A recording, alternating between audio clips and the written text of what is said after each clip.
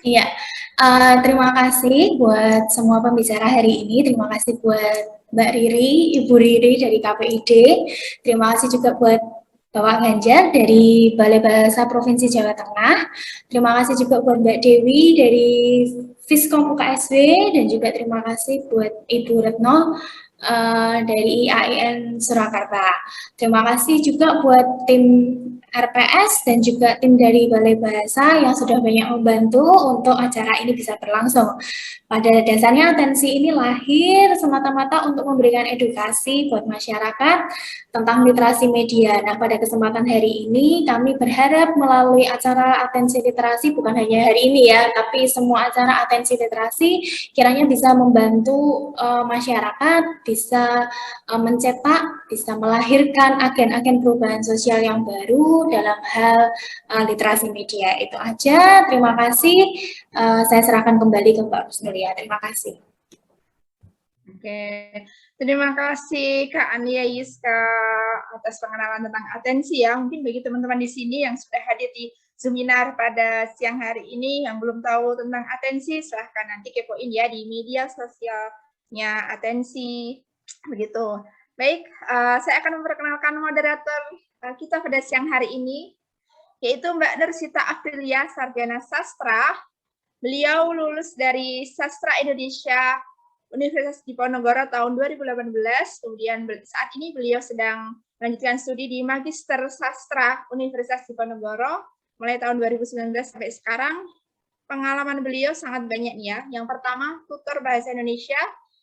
Yang kedua, konten kreator, program koordinator di Jawa Tengah, kemudian jurnalis, kemudian sebagai penulis juga, kemudian sebagai Kepala Divisi Bidang Media Forum Genre Kabupaten Pati 2018 sampai 2020, sebagai Chief Marketing Officer dan Co-founder Magenta Startup tahun 2018 sampai 2019, kemudian sebagai Chief Sales Marketing Officer dan Co-founder Reva Startup tahun 2017 sampai 2019, di Finance and Administration Manager ISEC Universitas Diponegoro tahun 2016 sampai 2017, kemudian di OC Brand Experience of Global Tourism Project ISEC Diponegoro, Universitas Diponegoro, kemudian Volunteer of Culture and Heritage Project, dan Internet of Human for Humanity. Banyak sekali ya pengalamannya beliau. Kemudian penghargaannya beliau, pemenang 3 Putri Duta Bahasa Jawa Tengah tahun 2019, Miss Global Berbakat Kabupaten Pati tahun 2019,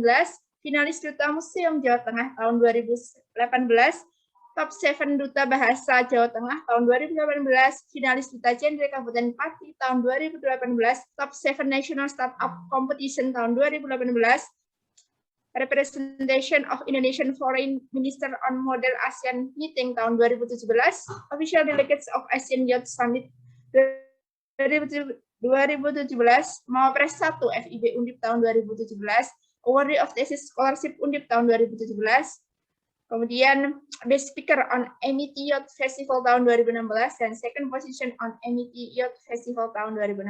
Nah, baik sekali ya pengalamannya dari moderator kita pada siang hari ini, dan tadi juga beliau sebagai Duta Bahasa Jawa Tengah. Monggo silahkan saya berikan waktunya kepada Mbak Sita. Silahkan Mbak Sita. Baik, terima kasih. Assalamualaikum warahmatullahi wabarakatuh. Selamat siang dan salam sejahtera untuk kita semua. Terima kasih kepada Pewara yang telah mempersilahkan saya untuk menjadi pemandu jalannya diskusi pada siang hari ini.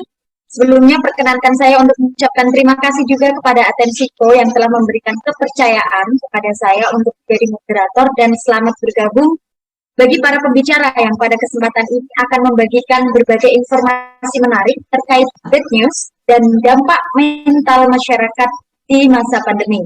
Sebuah tajuk yang sangat ciamik karena memang di saat pandemi seperti ini kita semua tengah dikepung oleh ribuan hoax serta berita-berita yang berdampak pada stabilitas mental masyarakat. Namun sebelum kita masuk pada sesi pemaparan materi, perkenankan saya untuk menyampaikan beberapa peraturan.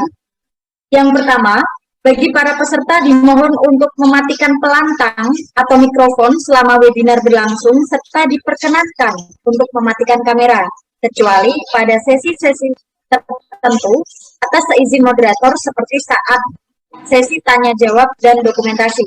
Kedua, Para pembicara kami beri kesempatan untuk memaparkan materinya selama 15 menit sehingga kami harap bisa memanfaatkan waktu secara efektif. Ketiga, para peserta diperkenankan untuk mengajukan pertanyaan melalui ruang obrolan atau room chat yang tersedia. Demikian aturan untuk diskusi kali ini. Selanjutnya, perkenankan saya untuk memperkenalkan para pembicara hebat kita. Yang pertama, ada Ibu Ari Yusmindarsih atau akrab disapa Mbak Riri. Halo Mbak Riri, gimana kabarnya? Halo, alhamdulillah baik, Sita. Alhamdulillah. Beliau merupakan komisioner KPID Jawa Tengah periode 2021 hingga 2024 sekaligus founder atau pendiri dari Atensiko. Selain itu, beliau juga berpengalaman sebagai praktisi profesional untuk pewara atau MC, serta aktif di bidang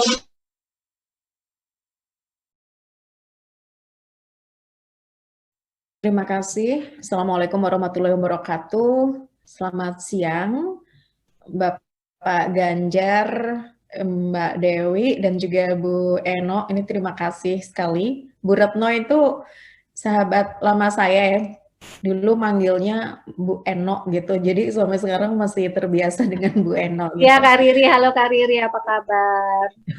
Ya, alhamdulillah baik. Senang sekali siang ini saya berkesempatan bertemu dengan orang-orang hebat gitu ya. Pak Ganjar mungkin saya juga belum pernah bertemu secara ini ya, secara di alam nyata begitu. Alhamdulillah kita ketemu saat ini. Mudah-mudahan nanti kita bisa bertemu juga Mbak Dewi gitu. Oke, ini sebagai pemantik diskusi gitu ya. Dari awal saya akan coba share beberapa temuan yang berhasil kami temukan gitu. Ini nyala nggak ya share screen-nya? Bisa nggak? Bisa Mbak, aman. Bisa, Ya, Kak, aman bisa, ya? bisa. Oke. Ya, ini Provinsi Jawa Tengah baru dilantik April kemarin gitu ya, langsung bekerja. Dan berikut adalah beberapa temuan. Sebetulnya kemarin kami hari Senin sudah menggelar press conference terkait temuan potensi pelanggaran di semester 1 dari Januari sampai Juli 2021. Ada 783 potensi pelanggaran isi siaran yang berhasil kami temukan, tapi hari ini kita akan khusus bicara terkait pemberitaan seputar COVID-19 di masa pandemi. Ya, ini saya tadi sudah dibacakan oleh Sita, jadi saya lewati saja. Saya S1-nya sama ya dengan Sita ya, dari Sastra Indonesia, Universitas Diponegoro. Iya Mbak, satu alma mater ya kita. Oke, kita lanjut. Nah, ini Komisi Penyiaran Indonesia Daerah. Kalau teman-teman selama ini bertanya-tanya gitu ya, apa sih KPID gitu, apa bedanya dengan KPI dan lain-lain? Ini kami adalah pelaksana Undang-Undang Nomor 32 tentang penyiaran yang berfungsi sebagai satu untuk mengatur regulasi atau pengaturan terkait penyiaran di Indonesia gitu ya. Yang kedua adalah terkait dengan pengawasan. Pengawasan ini konten siaran tentu saja. Kadang-kadang orang bingung ya, apa saja sih yang diawasi? Apakah YouTube, apakah media sosial? Ini termasuk yang diawasi KPID begitu. Gampang saja sebetulnya untuk memudahkan. KPID itu ngawasin televisi dan radio. Itu penyiaran itu yang berbasis frekuensi. Jadi itu apabila ada YouTube, hanya di YouTube saja itu tidak kami awasi. Tetapi apabila YouTube dipetik dan disiarkan di media siaran, nah itu menjadi ranah kami. KPID sendiri merupakan representasi dari publik. Jadi kami adalah perwakilan dari publik untuk menyuarakan hal-hal yang selama ini tidak sesuai begitu ya. Ini adalah tugas dan kewenangan KPID. Nanti teman-teman bisa baca karena akan kami share juga. Dan karena sebagai perwujudan partisipasi masyarakat, tentu saja kami akan berusaha untuk mewadahi aspirasi dan mewakili kepentingan masyarakat, terutama karena kami posisinya di Jawa Tengah, jadi kami lebih akan mengakomodasi kepentingan masyarakat di Jawa Tengah, begitu. Oke, kemudian, nah ini adalah wewenang KPID. Yang pertama menetapkan standar program siaran, jadi ini harus diikuti oleh lembaga penyiaran, radio maupun televisi yang ada di Jawa Tengah, ini juga harus mengikuti apa yang kami sudah standarkan begitu. Nah, ini kami terus perbaharui karena beberapa klausul itu belum jelas sehingga menimbulkan beberapa pertanyaan dan protes, termasuk ternyata ada salah satu pasal ya, misalnya terkait dengan hedonitas. Hedonitas dan materialitas itu tidak jelas ukurannya. Bisa jadi menurut si A begitu ya, ini terlalu hedon, tapi bagi yang lain ini tidak. Nah, ini standarnya belum jelas. Kemudian juga yang terkait dengan perempuan dan anak ini masih banyak sekali hal-hal yang harus kita bahas. KPID seluruh Indonesia diinisiasi oleh KPI Pusat ini sedang melakukan revisi standar program siaran, jadi mudah-mudahan insya Allah nanti akan bisa mengakomodasi hal-hal yang selama ini masih belum dirasa kurang pas begitu. Oke, nah bicara tentang topik kita siang ini, bad news is good news atau good news is good news ini karena kerja sama-sama Balai Bahasa ya, kemarin saya juga sempat aduh ini Pak Ganjar masih ragu-ragu nih join karena bahasa Inggris gitu ya.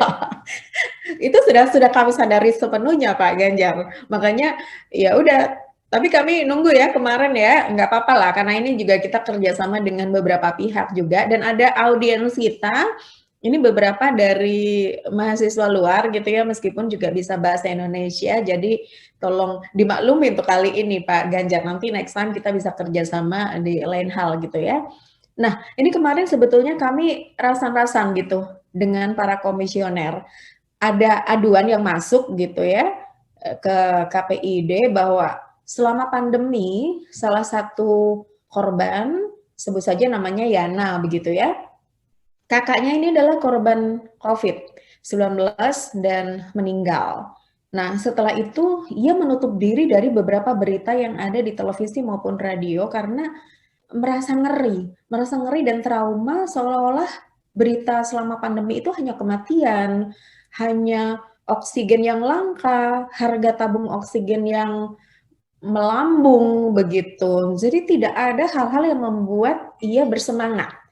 Nah, ini termasuk salah satu perawat gitu ya, tenaga medis yang menangani COVID, sengaja menutup diri dari banyak informasi buruk ini karena katanya ini malah mengurangi imun saya. Setiap hari saya bergaul dengan para pasien COVID, saya butuh sesuatu yang baik.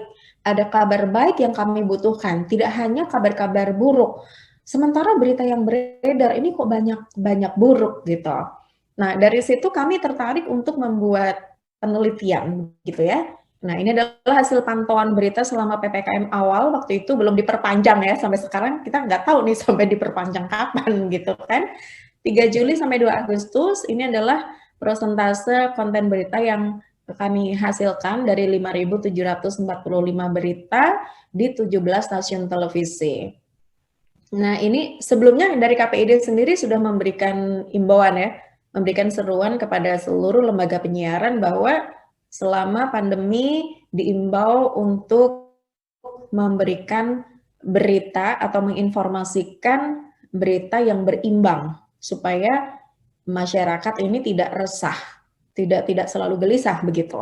Nah, hasilnya adalah secara global seperti ini, 30% netral, bad news-nya 40%. Ini masih cukup banyak. Good news-nya 30%, ini masih mending sebetulnya, tapi bahwasanya ini adalah data yang kami peroleh. Nah, ini adalah beberapa konten berita buruk yang kami rangkum ya, terkait peningkatan kasus infeksi, peningkatan korban meninggal, kematian figur publik ini menjadi komoditas bagi media penyiaran.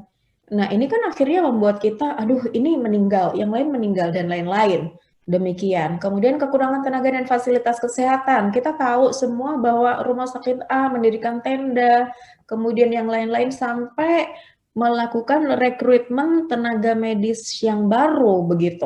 Nah, ini membuat masyarakat seolah-olah merasa, waduh ini bagaimana ya kalau kita kena COVID lalu ditangani oleh tenaga kerja yang sangat-sangat baru. Nah, ada hal-hal yang membuat kita merasa gelisah, merasa tidak aman, sehingga kadang-kadang ini menimbulkan bahwa ketika sakit ya sudah diam gitu, tidak usah dilaporkan. Ini nanti mungkin Bu Retno yang lebih membahas ini ya.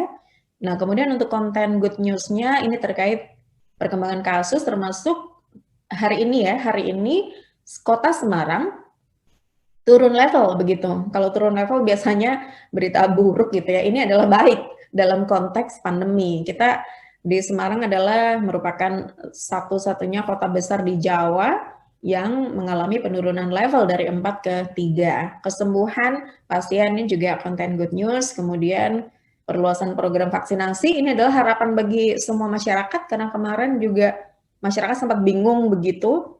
Ini bagaimana kita bisa mendapatkan akses vaksin dan alhamdulillah setelah kejadian ini akhirnya ada beberapa informasi terkait vaksin.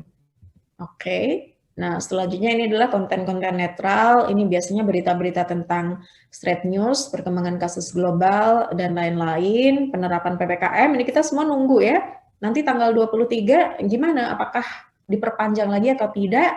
Kemudian imbauan-imbauan dan lain-lain, razia dan penerapan prosedur prokes, ini berita-beritanya tidak dilebih-lebihkan begitu. Artinya cukup memenuhi kaidah standar jurnalistik yang sudah ada. Nah, solusinya bagaimana? Kalau dari KPID sendiri dari awal selama pandemi kita juga sudah memberikan surat begitu ya ke semua lembaga penyiaran terkait bahwasanya pandemi ini masyarakat juga perlu berita yang berimbang. Jadi itu tindakan preventif, pencegahan awal, kemudian selanjutnya pengawasan. Nah, ini termasuk yang tadi kami sampaikan. Setelah kami lakukan pantauan begitu ya, kami sampaikan, kami undang lembaga penyiaran terkait untuk kami sampaikan, kami paparkan hasil temuan kami dan selanjutnya kita lakukan pembinaan begitu. Nah, selanjutnya adalah literasi media. Ini tidak bisa kita lakukan kepada hanya masyarakat, termasuk yang dilakukan atensi bekerja sama dengan Balai Bahasa dan Rumah Psikologi Surakarta kali ini adalah literasi media ke publik, bahwa perlunya kita tahu apa itu KPID, kenapa ada Balai Bahasa nanti yang berwenang untuk memberikan imbauan, bagaimana sih memberikan bad news, memberikan informasi berita buruk tapi tidak hiperbola gitu, tidak membuat masyarakat menjadi makin takut. Nah ini adalah satu hal yang perlu kami lakukan, makanya perlu sekali ya bersinergi dengan lembaga swadaya masyarakat seperti atensi literasi misalnya dan juga yang lain-lain untuk bareng-bareng kita membuat masyarakat memahami bagaimana media bekerja dan ada hak publik yang harus kita perjuangkan di situ.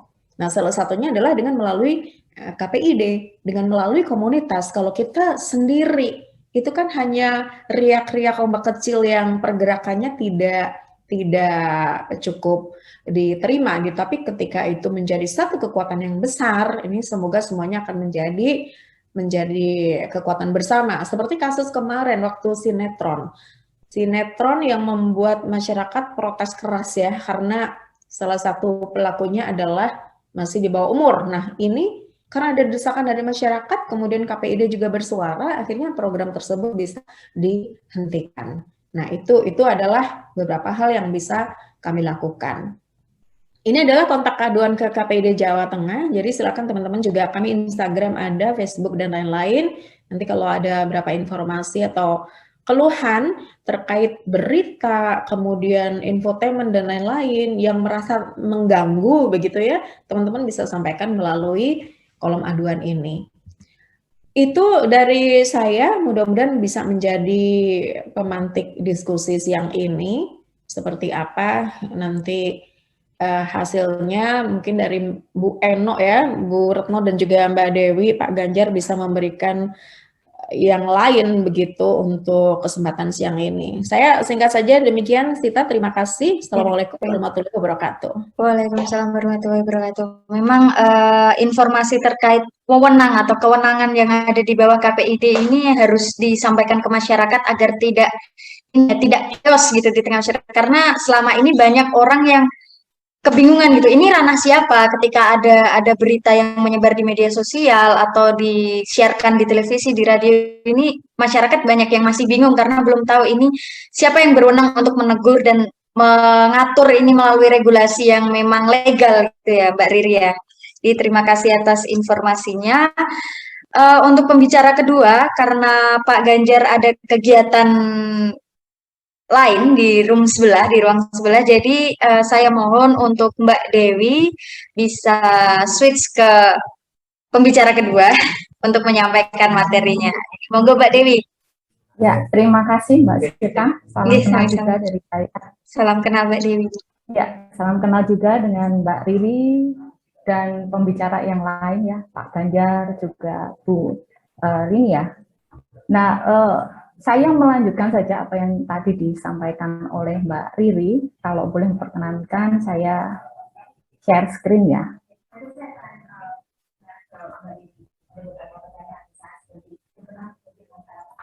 Bagi teman-teman yang mau bertanya juga bisa langsung menuliskan pertanyaannya di room chat Zoom kita.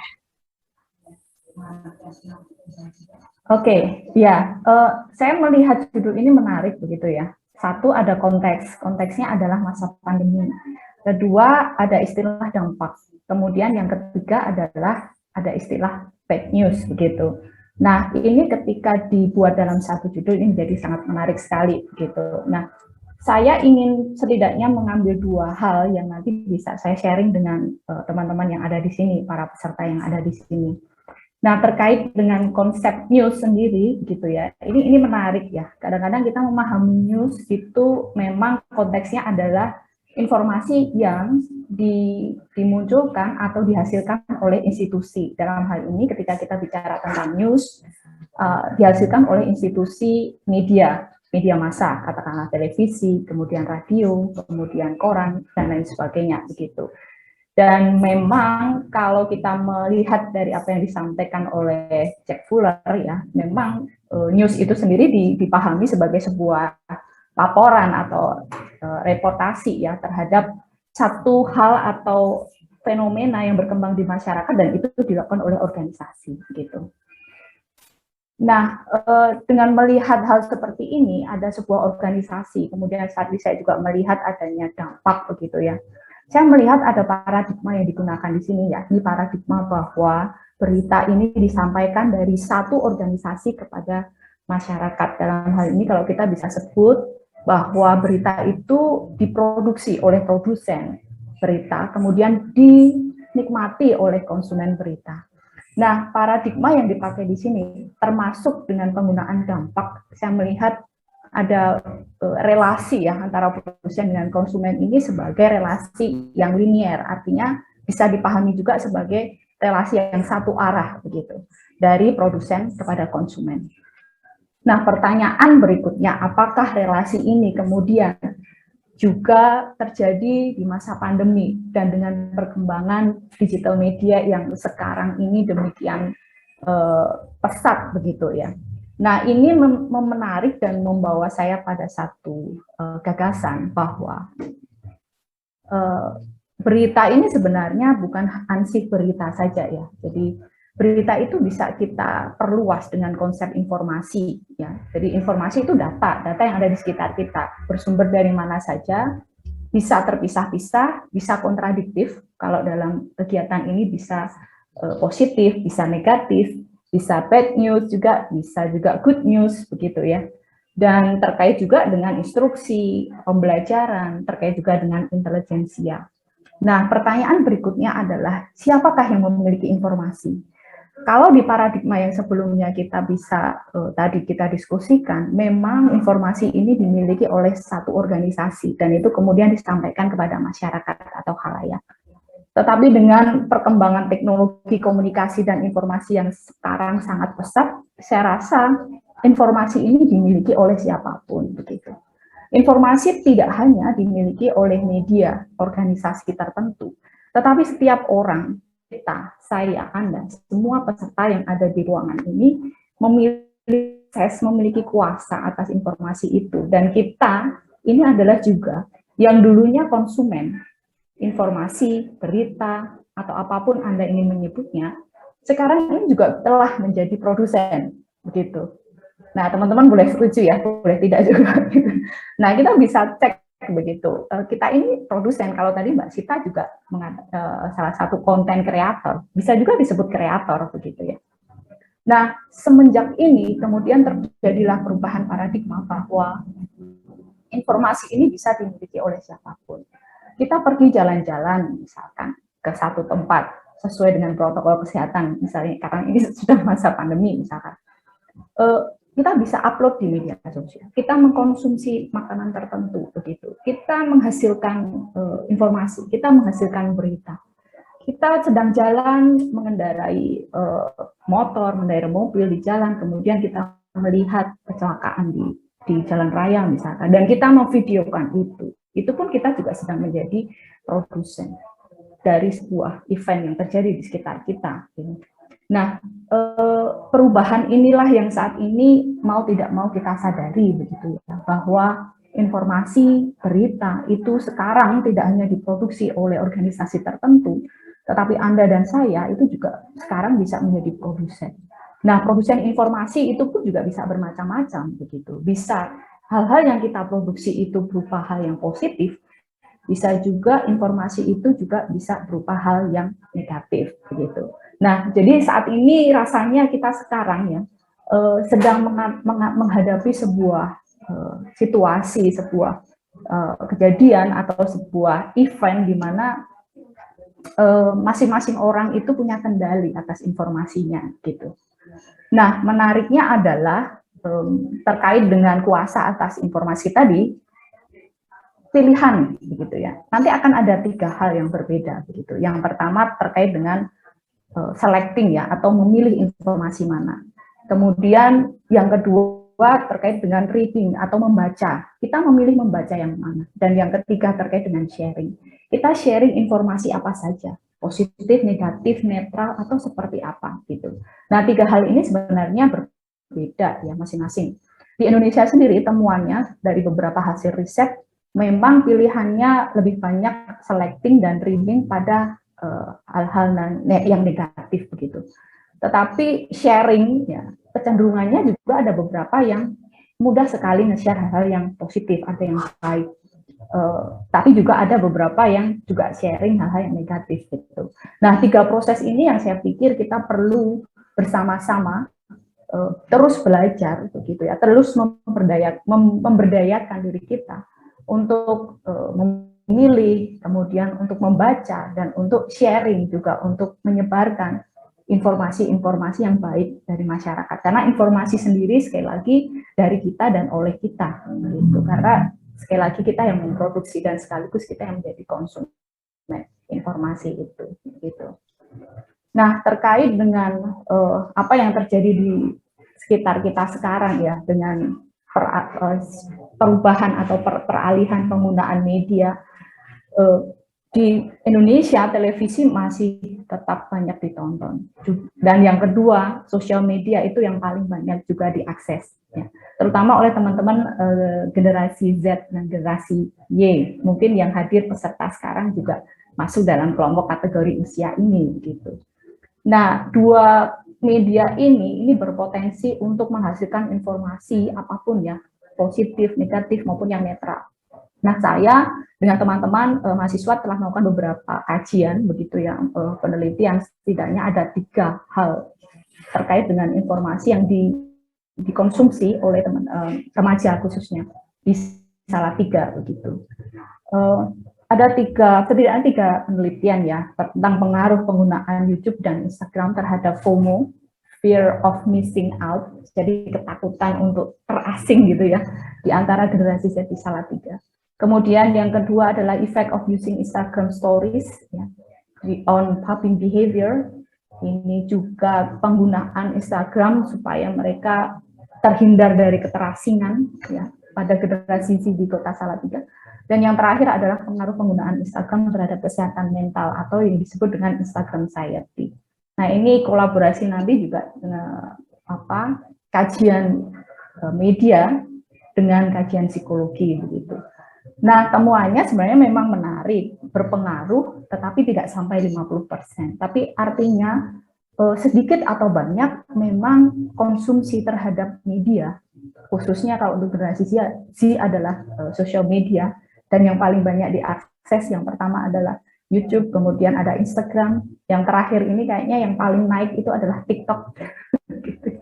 Jadi mereka memperoleh informasi dari sana begitu. Nah, hasil-hasil ini meskipun pengaruhnya kecil begitu ya, tapi memberi pengaruh terhadap perilaku mereka, keterasingan, takut kesendirian dan lain sebagainya begitu ya. Ini menjadi PR kita bersama ya. Saya rasa bahwa kita perlu untuk mendorong remaja-remaja di sekitar kita ini untuk ya membuat mental mereka menjadi sehat gitu. Apalagi di masa pandemi akses media itu juga meningkat begitu.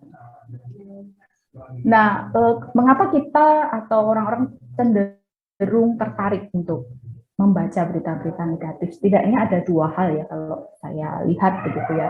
Satu dari aspek institusi media, satu dari aspek publik. Institusi media ini terkait dengan struktur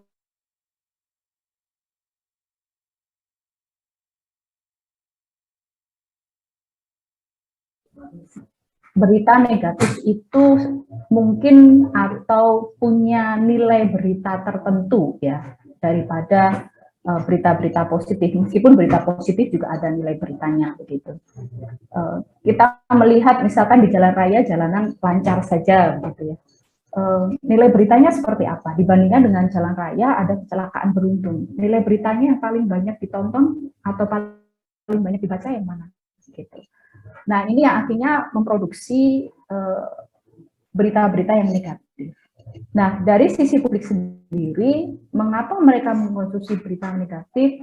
Saya pikir mereka perlu tahu supaya bisa menghindari bahaya seperti tadi di jalan raya, supaya saya tidak terkena laka lalu lintas, kecelakaan lalu lintas, apa yang harus saya lakukan gitu.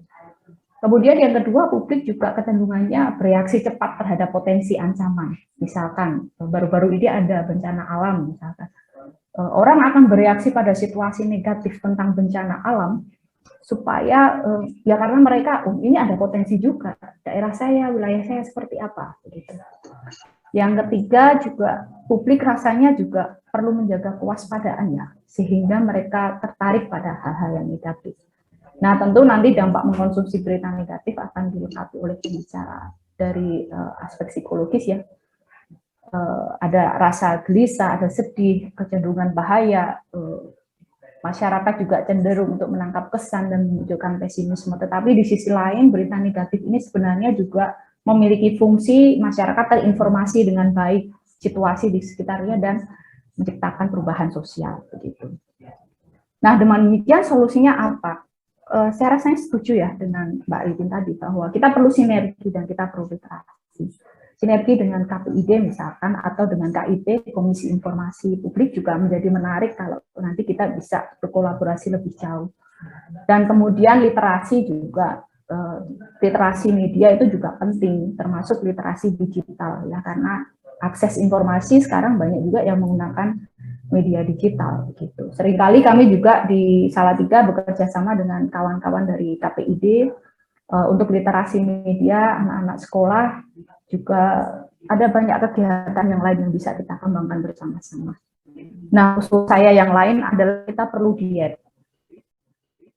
Ya, itu rasanya seperti makanan ya, dalam kita mengkonsumsi berita yang positif atau berita yang negatif. Jika kita mengkonsumsi banyak berita negatif, efeknya untuk kita apa? Ketika kita mengkonsumsi berita-berita positif atau mengkonsumsi makanan bergizi, itu dampaknya terhadap tubuh kita apa? Tiga hal ini yang menjadi penting saya rasa untuk kita upayakan bersama dan terus kita lakukan bersama-sama. Demikian yang bisa saya sampaikan, Mbak Cita, mungkin bisa menjadi pemantik untuk diskusi nanti. Terima kasih. Baik, terima kasih Bu Dewi, materi yang sangat luar biasa ya, Mbak. Karena memang setiap orang adalah produsen sekaligus konsumen dari informasi, jadi kita memang sama-sama memiliki tanggung jawab dalam beretika di media sosial, di ranah publik gitu ya Bu ya. Baik, selanjutnya Bapak Ganjar sudah muncul di layar di layar Zoom kita. Pak Ganjar sampun siap? Sampun, Mbak. Oke, baik. Monggo Bapak, silakan untuk memaparkan materinya. Bentar, saya matikan dulu yang sebelah. Nggih, Bapak. Sibuk sekali nggih, Pak. Ya. Bismillahirrahmanirrahim. Assalamualaikum warahmatullahi wabarakatuh. Selamat siang, sugeng siang. Berbahagia sekali saya bisa hadir di tengah rekan-rekan semua, Bapak Ibu, dan ini rata-rata perempuan nih, itunya pesertanya nih. Ya, pertama-tama saya mengucapkan terima kasih ini kepada Atensiko yang mengundang saya sebagai pembicara. Terima kasih juga ya Mbak Sita. Kemudian tentunya yang berbahagia ini ada Mbak Arius Mindarsih atau Mbak Riri, ada Mbak Dewi Kartikasari, ada Mbak Retno Pangestuti yang pada para peserta, rekan-rekan semua yang mengikuti acara virtual, kita bisa bertemu bersemaya di ruang Zoom ini. Dan saya sangat gembira dengan tema yang menarik ini. Itu. Benarkah bad news, berita buruk atau berita jelek atau berita apalah, kalau yang umumnya disebut hoax gitu ya, hoax ini benarkah berpengaruh terhadap mental masyarakat gitu, terutama di masa pandemi ini. Nah ini saya ingin menyampaikan beberapa pokok pikiran saya ya. Ini juga pernah saya sampaikan di Suara Merdeka Network dan teman-teman media, bahwa tanpa disadari bahwa COVID-19 dengan pandeminya yang berlarut-larut ini telah mengubah cara kita berkomunikasi secara tidak sadar gitu. Secara tidak sadar, saya katakan secara tidak sadar karena dilalui begitu saja, tanpa ada keinginan untuk mengubah cara komunikasi kita, terutama cara menyikapi produk-produk hasil komunikasi, terutama dalam media-media sosial dan media-media daring lainnya. Tadi yang seperti sudah dikemukakan oleh Mbak Riri dan Mbak Dewi juga. Ada perubahan komunikasi yang perlu disadari dan juga perlu sebenarnya perubahan sikap cara kita berkomunikasi. Dan saya ingin berangkat dari bahan mentah komunikasi itu sendiri untuk mengemukakan pendapat saya ini, yaitu bahasa gitu. Bagaimanapun komunikasi kita, meskipun sekarang gambar, simbol bisa mempresentasikan ekspresi, mengekspresikan perasaan kita, tetapi tidak seefektif bahasa yang kita gunakan, yang terrepresentasikan lewat kata atau kalimat yang kita ungkapkan. Dan yang perlu menjadi perhatian, ini saya mengutip buku favorit saya sejak dulu ini, Albert Korzybski. Dulu dia ahli psikolog juga, tetapi ternyata banyak pada akhir-akhir masa intelektualitasnya dia banyak meneliti tentang linguistik dan hubungannya dengan psikologi. Secara satiris dia mengatakan penyakit jiwa itu bisa disebabkan oleh kerancuan menggunakan bahasa loh, gitu. Ini satiris, tetapi ini banyak dikutip oleh para linguis juga gitu. Artinya kerancuan menggunakan bahasa kalau terus-menerus dipakai dan diasumsikan oleh masyarakat itu yang biasa, bisa menjadi yang salah itu biasa gitu ya, seperti itu. Ini berkaitan juga dengan bahasa itu tidak sekedar alat komunikasi, tetapi di dalamnya ada hasanah-hasanah pemikiran yang mewakili orang yang bicara itu, gitu. Seperti misalnya tadi saya mengatakan ke Mbak Sita, matur nuwun Mbak Sita, gitu. Saya langsung menggunakan bahasa Jawa karena saya tahu Mbak Sita orang Jawa, dan nilai rasa matur nuwun dengan terima kasih bagi Mbak Sita misalnya, itu kan lebih mengena ke hati dengan kata matur nuwun, ya. Karena bahasa tidak sekedar alat komunikasi, tetapi ada hasanah refleksi pemikiran di sana. Kalau misalnya saya juga misalnya mengatakan aku cinta padamu misalnya. Wah, mungkin mantan pacar saya mengatakan aku cinta padamu, gombal gitu ya. Tetapi ketika saya mengatakan kulo tresno karo kowe, wah rasanya langsung menyentuh ke hati yang menyentuh misalnya, karena cewek yang saya katakan itu adalah orang Jawa gitu. Tresno itu beda dengan cinta gitu. Nilai rasanya kan pun lain kan, seperti itu. Kangen dengan rindu itu sama-sama perasaan ingin ketemu, ingin mencurahkan hati, tetapi nilai rasa rindu dengan kangen berbeda. Nah, ini bahasa tidak sekedar alat komunikasi dan sebagainya. Nah, nanti implikasinya bahwa bahasa sekedar tidak alat komunikasi, ketika terjadi perubahan komunikasi juga, bahasa juga ada sedikit perembesan atau ada sedikit perubahan makna yang bisa saja bagi orang lain itu maknanya tetap, bagi kita tidak gitu. Nanti akan saya tunjukkan beberapa hal ya. Dan bagaimanapun ini pasti Mbak Dewi juga mengiyakan gitu ya. COVID dengan pandeminya ini telah mempengaruhi cara kita berkomunikasi dan dampak kritisnya itu pada kemampuan berkomunikasi kita dalam keseharian. Jadi jempol kita itu lebih efektif daripada mulut kita sekarang. Apalagi dengan fakta bahwa selama pandemi COVID dan adanya pembatasan-pembatasan itu, banyak dari kita itu bekerja dari rumah dan sedikit sekali bersemuka. Kita bersemaya terus gitu, Zoom dan Skype dan sebagainya gitu. Ini tanpa disadari ada beberapa aspek komunikasi yang hilang dari kita, yaitu aspek suasana hati yang diekspresikan oleh mulut. Apalagi komunikasi kita ini, meskipun saya misalnya video callan, tapi karena di sekitar saya banyak orang, saya tetap memakai masker gitu. Kalau Mbak Dewi misalnya pakai masker, saya tidak tahu Mbak Dewi itu senyum atau mencibir ke saya atau sebagainya, itu tidak terlihat gitu. Tapi katanya sekarang ada simbol bahwa kita tersenyum itu dengan mengedipkan mata 3 kali gitu. Jadi kalau Mbak Dewi pakai masker, senyum ke saya itu kedipkan sambil ngedip-ngedip mata dan manggut-manggut. Itu katanya itu simbol bahwa kita ketawa gitu. Biar yang melihat kita tidak salah sangka bahwa kita itu mencibir atau mengetawakan dan sebagainya. Ini perubahan yang paling jelas di kita ketika berinteraksi tidak langsung ketemu muka gitu. Dan ini problem komunikasi gitu. Apakah komunikasi kita efektif atau tidak? Dan kita yang pasti ya, efek sosial ini yang nanti mungkin Mbak Retno memaparkan dari aspek psikologi ini juga sangat berpengaruh loh. Jadi banyak kejenuhan, banyak kerentanan ketika menanggapi sebuah berita.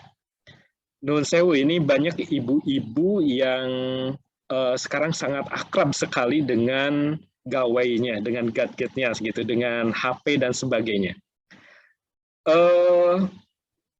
Berita-berita yang muncul di WA dan sebagainya itu hampir, apakah Mbak Dewi sudah melakukan penelitiannya juga atau Mbak Riri sudah melakukannya, hampir 80% kalau menurut saya itu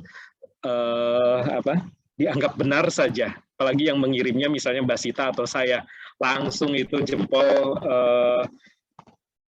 tergoda untuk membagikannya, nge-share-nya gitu, tanpa dicek dulu gitu. Karena memang ketika literasi digital muncul, itu kita tidak siap dengan literasi membacanya gitu. Ini juga semakin sedikit mempengaruhi cara kita berkomunikasi. Dan semakin sedikit kontak kita dengan orang lain, secara psikologis juga semakin kita curiga terhadap orang lain yang melahirkan sikap defensif yang memperkuat kecurigaan. Waktu saya masih di Jakarta, ketika di angkutan umum, di KRL, di bus Transjakarta, ada orang batuk saja langsung dihindarinya itu bukan 1 meter lagi, langsung kadang pindah bus gitu atau pindah gerbong gitu. Nah, betapa curiganya gitu hanya dengan batuk saja gitu. Ini efek sosial dari pembatasan-pembatasan akibat COVID, dan cara kita berkomunikasi juga jadi tanda petik penuh kecurigaan gitu. Dan perubahan komunikasi itu terjadi, dukungan psikologis, komunikasi verbal dan non-verbal ini sangat berpengaruh. Oleh karena itu, di masa pandemi semacam ini, agar komunikasi tetap efektif, jangan lupa dahulukan empati dan jujur, konsisten, dan jangan lupa ini konten, konteks, dan nada itu juga diperhatikan. Tapi masalahnya di komunikasi virtual, nada jarang terlihat. Nada itu suasana kebatinan ketika komunikasi terjadi. Misalnya kalau Mbak Sita me-WA saya, kan saya tidak tahu bahwa Mbak Sita itu mengucapkan misalnya, Pak Ganjar harus hadir. Nggak tahu, apalagi tidak pakai titik, tidak pakai tanda seru, dan sebagainya. Ini perintah pemaksaan atau apa gitu, tidak tahu. Apalagi tidak memakai titik-titik gitu, atau permohonan. Tetapi kalau langsung kan kelihatan. Pokoknya Pak Ganjar harus hadir. Dengan nada dan ekspresi muka bisa tahu bahwa Mbak Sita itu maksa saya gitu. Harus hadir. Nah, di dalam komunikasi virtual yang bersemaya itu tidak terjadi gitu. Bahkan kadang apalagi di WA ya. Saya pernah waktu zaman BBM ya, saya termasuk produsen hoax juga nih. Kadang bercandaan sih di BBM itu dengan teman yang mantan calon dokter, dan mereka sudah jadi dokter sih, tentang tips-tips kesehatan gitu. Tapi ternyata ada yang iseng mengirimkannya ke yang lain dan dianggap itu tips kesehatan yang benar gitu. Padahal itu candaan saja gitu. Ini karena literasi kita memang begitu gampang menerima informasi tanpa menyaringnya. Ini perlu juga dipikirkan ketika di masa pandemi ini. Jadi perubahan psikologi, cara kita ke komunikasi sudah berubah, dan saya pernah juga ngobrol dengan seorang teman yang dokter, katanya sekarang banyak sekali pasien-pasiennya itu yang datang ketika konsultasi mau periksa itu selalu membandingkan dengan informasi yang ada di Google dan di Halodoc atau dengan Halodoc dan sebagainya. Kok dokter menyarankan begini, padahal saya sudah baca ini gitu. Kok jadi lebih pintar pasiennya daripada dokternya? Ternyata mereka banyak kuliah di Google dan di platform konsultasi dokter seperti itu gitu.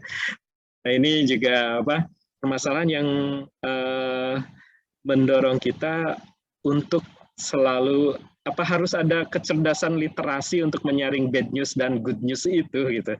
Berita yang betul-betul baik kah atau yang jelek gitu.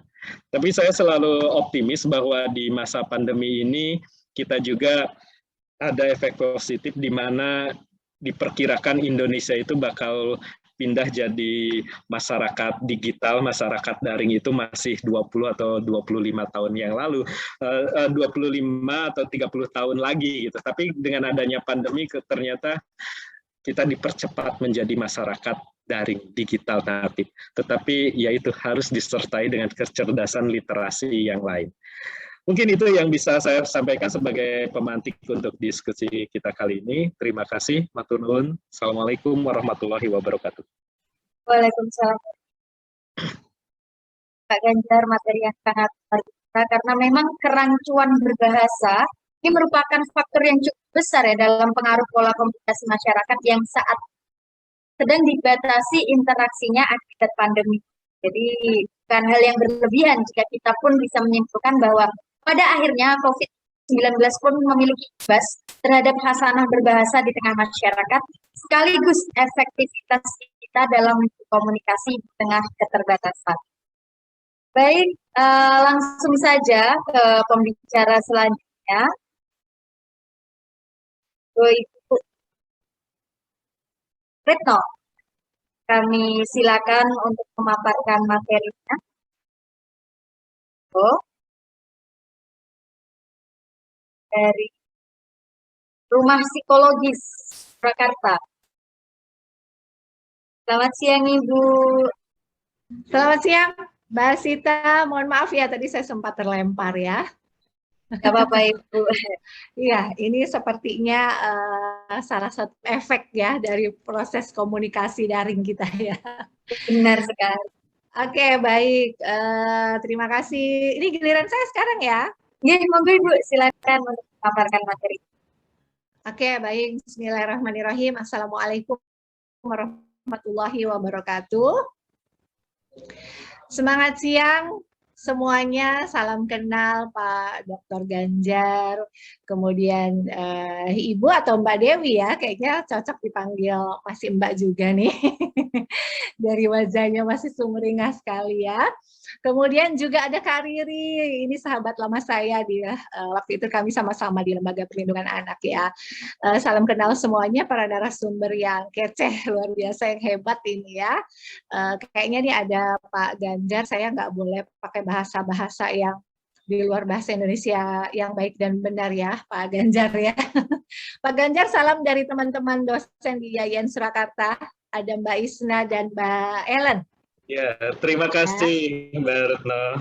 Saya panggil aja ya. Oh, boleh banget, senang sekali Pak. Oke, baik. Tadi sudah dibahas ya, banyak sekali kaitannya dengan informasi, baik itu hoax atau informasi yang benar, tapi yang saat ini beredar yang terkait dengan situasi pandemik, second wave pandemik mungkin ya di tepatnya, atau saya pakai bahasa Indonesia aja Pak Ganjar, gelombang kedua dari pandemi COVID-19 ini begitu ya. Nah, jadi memang luar biasa dan paling berasa itu adalah pada gelombang kedua ini ya, kalau kita kaji secara psikologis. Mohon maaf, materinya tadi sudah saya share ke panitia. Ini karena saya pakai akunnya kampus ya, jadi materinya itu tidak di sini gitu. Oke, ini ya. Jadi saya kebagian bicara tentang dampak bad news terhadap mental masyarakat di masa pandemi. Oke, di next slide-nya kalau kita lihat ini ada catatan 1.700 sekian. Mohon maaf, mungkin panitia bisa diubah dulu ke tampilan kok tiba-tiba saya lupa. Oke. Ya. Selanjutnya mungkin. Next slide. Slide selanjutnya. Jadi kalau hasil survei ini mungkin yang paling paham pasti Kak Riri mungkin ya. Ada hasil survei ada 1.700 sekian hoax ini di dalam 1 bulan ya Kak Riri ya. Di slide selanjutnya mungkin panitia. Itu yang kita temukan tentang hoax. Di dalamnya ada hoax yang terkait dengan berita virus COVID-19 itu sendiri, kemudian jadi 1.556. Ini benar nggak ya surveinya ya? Mudah-mudahan nggak hoax juga ya. Kemudian ada 177 data hoax yang terkait dengan vaksin ya. Nah ini juga vaksin kan menjadi sesuatu yang lagi trending sekali begitu ya, seperti sekarang ini. Kemudian juga digagas sebagai salah satu alternatif ya untuk kita keluar dari second wave dan semoga tidak ada third wave-nya lagi gitu ya. Baik, kemudian kita bahas dulu tentang apa itu bad news dalam kacamata psikologis. Kalau tadi sudah disampaikan dari kacamata komunikasi mungkin ya, tadi dari Mbak Dewi ya, kemudian juga Pak Ganjar dan Kak Riri juga. Nah, kalau dalam kacamata psikologis, bad news itu bisa kita definisikan sebagai segala informasi negatif yang menimbulkan satu pesimisme. Ya, jadi pesimis dulu nih gitu. Belum apa-apa secara psikologis ini muncul pesimisme. Yang dua kemudian muncul adanya kecemasan. kemudian ketakutan dan stres hingga muncul reaksi fisiologis individu yang kemudian kalau sudah masal si fisiologis yang menyaksikan baik itu mendengar maupun melihat berita tersebut. Nah, dalam jangka panjang reaksi stres fisiologis ini dapat menurunkan satu imun tubuh ya. Kemudian ada depresi. Nah, ini jadi kita sepertinya perlu mencermati lagi ya apa sih sebetulnya apa namanya reaksi-reaksi yang muncul dari bad news yang kemudian kita konsumsi secara terus-menerus begitu. Nah, saya mungkin bisa cerita dulu sebelum ke slide selanjutnya ya, Bapak Ibu dan rekan-rekan semua.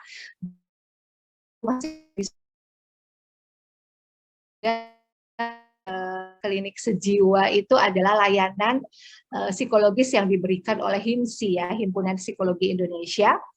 Itu pada saat pandemi kebutuhan untuk apa ya kebutuhan untuk konseling ya, kemudian juga kasus-kasus yang dilaporkan berkaitan dengan ini nih biasa tidak nyaman, kemudian kecemasan, stres, sampai dengan depresi, itu meningkat bahkan hingga hampir 300%. Jadi 3 kali lipatnya ya. Kebayang ya kalau misalnya sebelumnya itu mungkin kita masih sering mendengar berita yang atau apa namanya konseling yang sifatnya kita punya banyak masalah sebetulnya ya, tapi setelah second wave ini itu peningkatannya sangat signifikan sekali. Nah, apa-apa saja kita akan bahas tentang reaksi-reaksi yang muncul ini atau efek-efek yang muncul secara psikologis ya di slide selanjutnya bisa dibuka. Oke, ada 3 sebetulnya akan dibahas. Ini sebetulnya yang paling. Jadi kalau di survei itu sebetulnya banyak sekali ya dampak bad news menurut ini saya ambil dari Stephen Taylor yang beliau itu sangat concern sekali dengan apa namanya penelitian di masa atau di era pandemi ini. Sampai disebutnya Psychology of Pandemic begitu ya bukunya beliau ya. Nah, 1 itu berkaitan dengan kecemasan, 2 stres, 3 depresi. Terus apa sih bedanya cemas, stres, dan depresi ini? Kayaknya sama aja deh gitu mungkin ya kalau menurut pandangan awam ya. Nah, kita akan bahas kecemasan itu adalah, silakan di slide selanjutnya, biasanya adalah keadaan emosi negatif ya, baik itu sifatnya dia tegang, kemudian tidak berdaya, rasa tidak aman, takut begitu ya, menghadapi satu realitas teman-teman dan Bapak Ibu sekalian. Jadi kecemasan ini biasanya dia kalau kecemasan itu kadang-kadang kita tuh nggak tahu kenapa ya sumbernya itu kadang nggak jelas. Tetapi yang kita rasakan adalah gelisah, kemudian ketegangan fisik, kemudian juga perhatian kita menjadi terganggu, dan yang paling muncul reaksinya adalah sulit untuk tidur dengan nyenyak gitu. Sering nggak kalau malam-malam hari ini teman-teman itu udah udah berdoa, udah mencoba tentu ya, yang kebayang adalah gitu ya. Kemudian misalkan apa namanya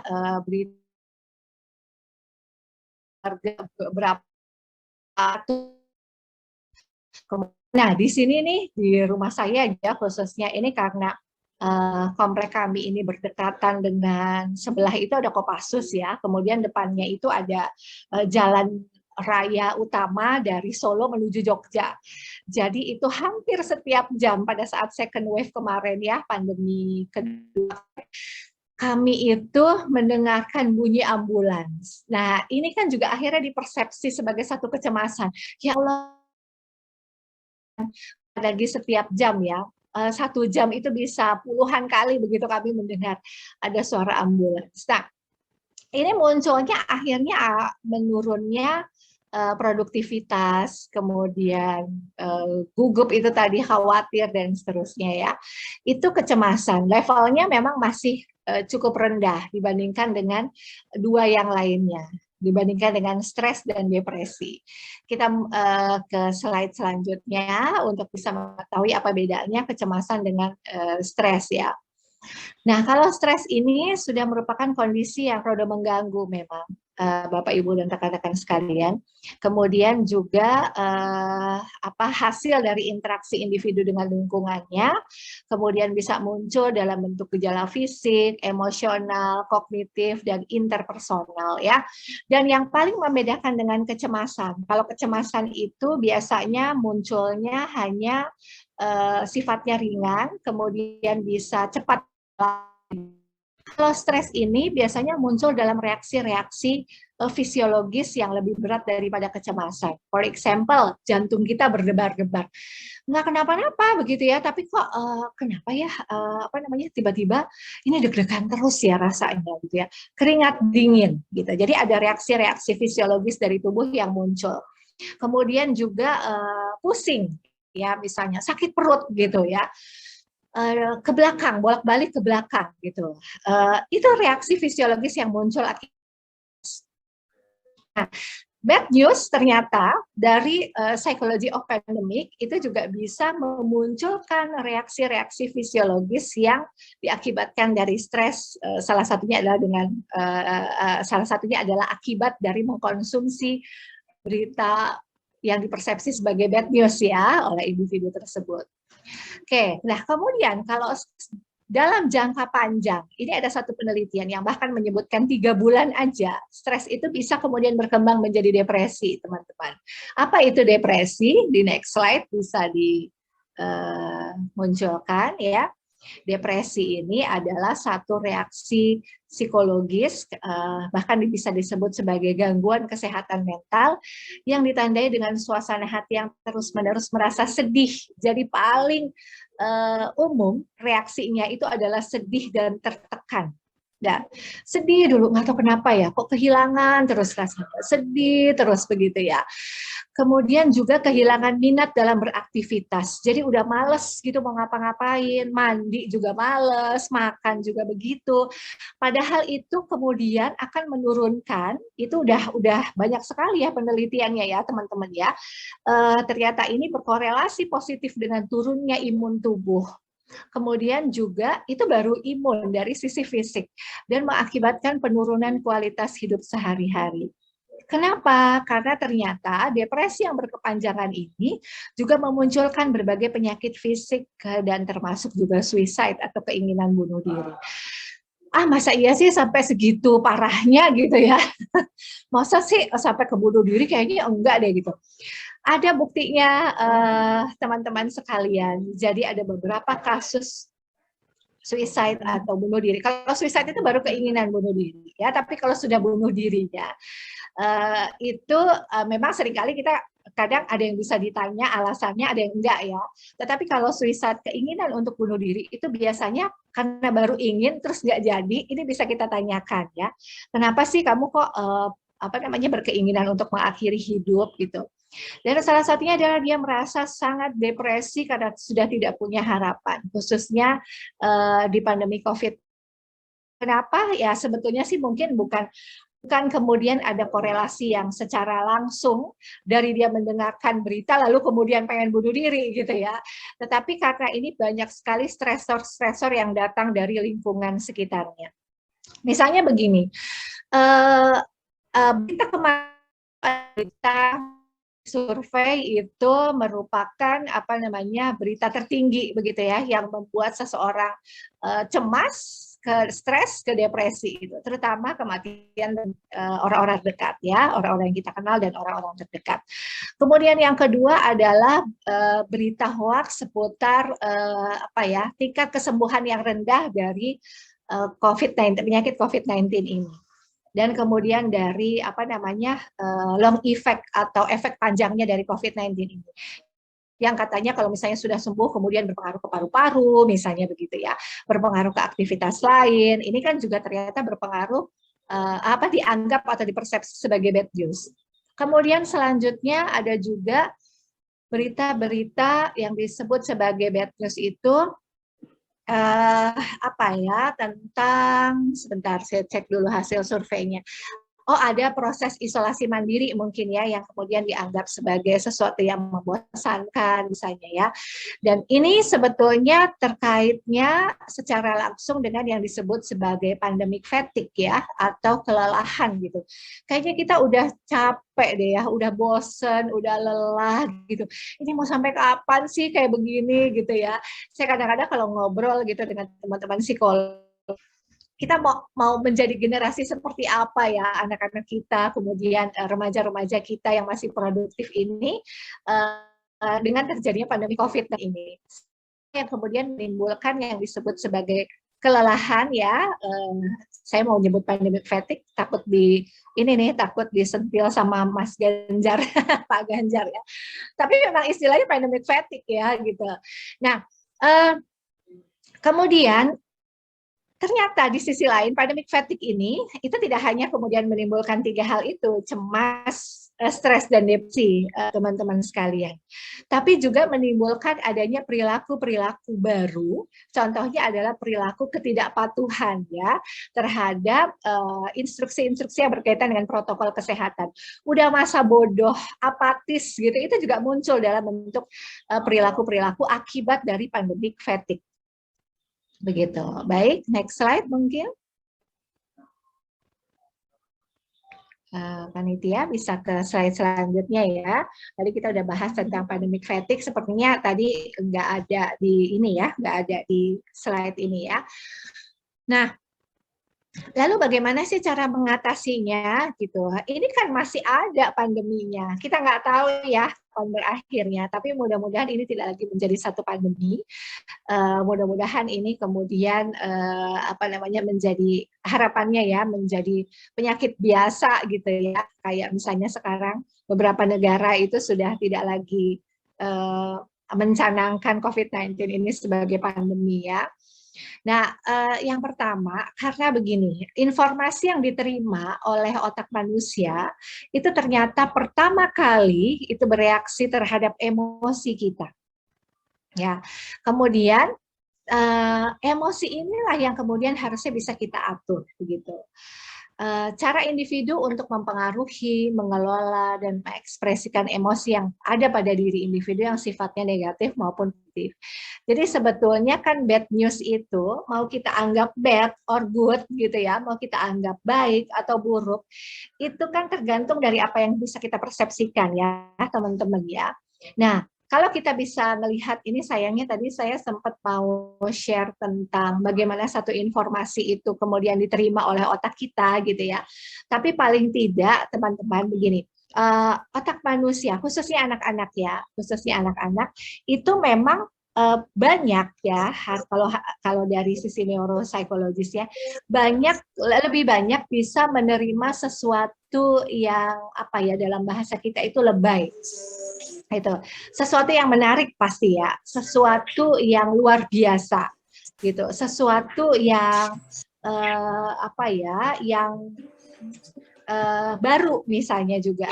Nah, jadi kalau kemudian setiap hari yang kita konsumsi itu adalah berita-berita yang berkaitan dengan itu tadi, berita tentang kematian, tentang penyakit, tentang nggak tahu kapan berakhirnya ini gitu. Itu masuk di dalam otak manusia, itu bisa serta-merta bisa langsung kita terima. Dibandingkan dengan berita-berita misalnya yang ekonomi gitu mungkin ya, pertumbuhan ekonomi negara misalnya. Itu juga. Dan kemudian informasi yang terus-menerus diterima itu sangat mempengaruhi emosi kita. Sehingga yang pertama yang kemudian bisa bisa disarankan adalah how to regulate our emotional effect gitu. Jadi bagaimana sih kita meregulasi emosi kita. Dengar berita tentang itu, tahu gitu ya. Karena mau nggak mau kadang-kadang kita di rumah sih berusaha sudah mematikan televisi ya.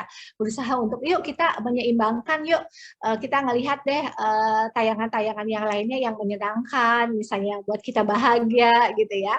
Tapi ternyata pada saat kita kemudian keluar, mendengar lagi berita itu. Pada saat kita buka WA, kemudian lihat lagi, Masya Allah si ini sedo gitu ya, nggak ada. Nah seperti itu kan akhirnya mau nggak mau kita sepertinya apapun yang terjadi di luar, kita harus bisa mencoba untuk meregulate sendiri diri kita, begitu ya.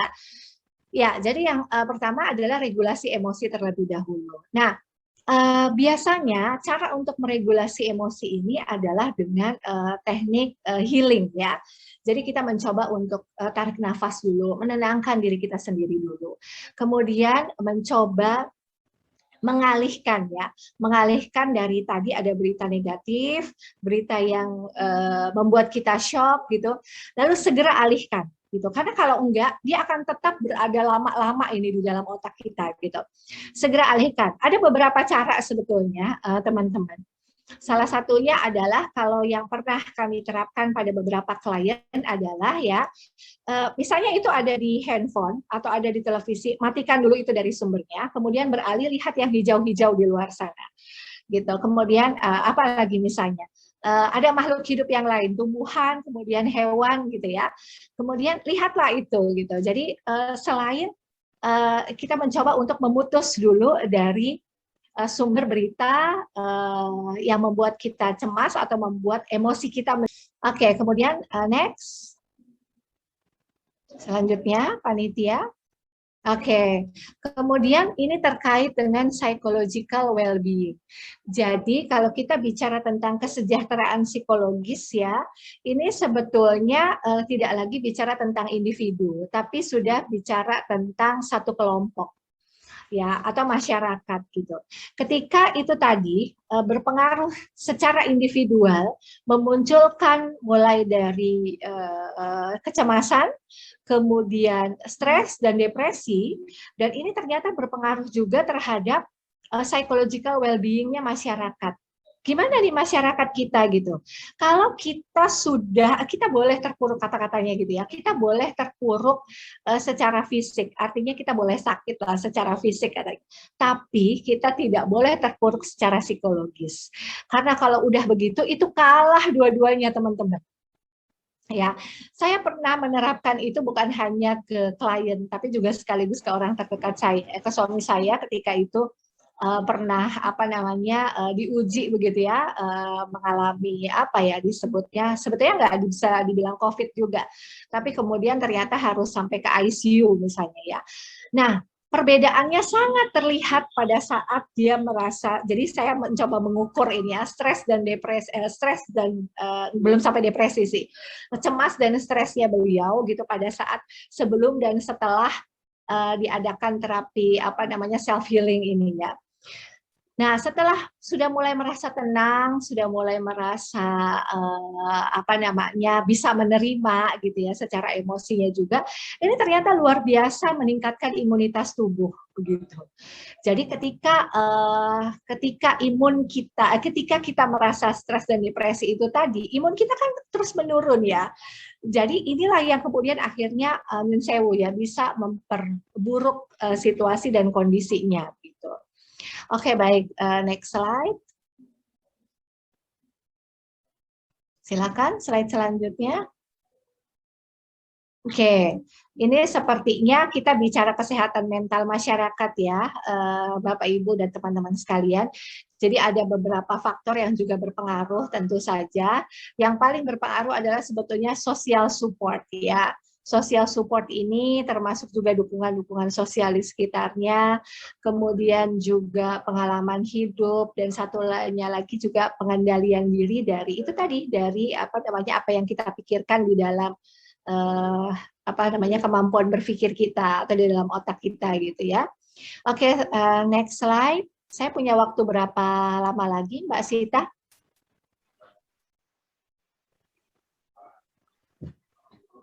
Halo Mbak Sita? Kok nggak masuk suaranya ya?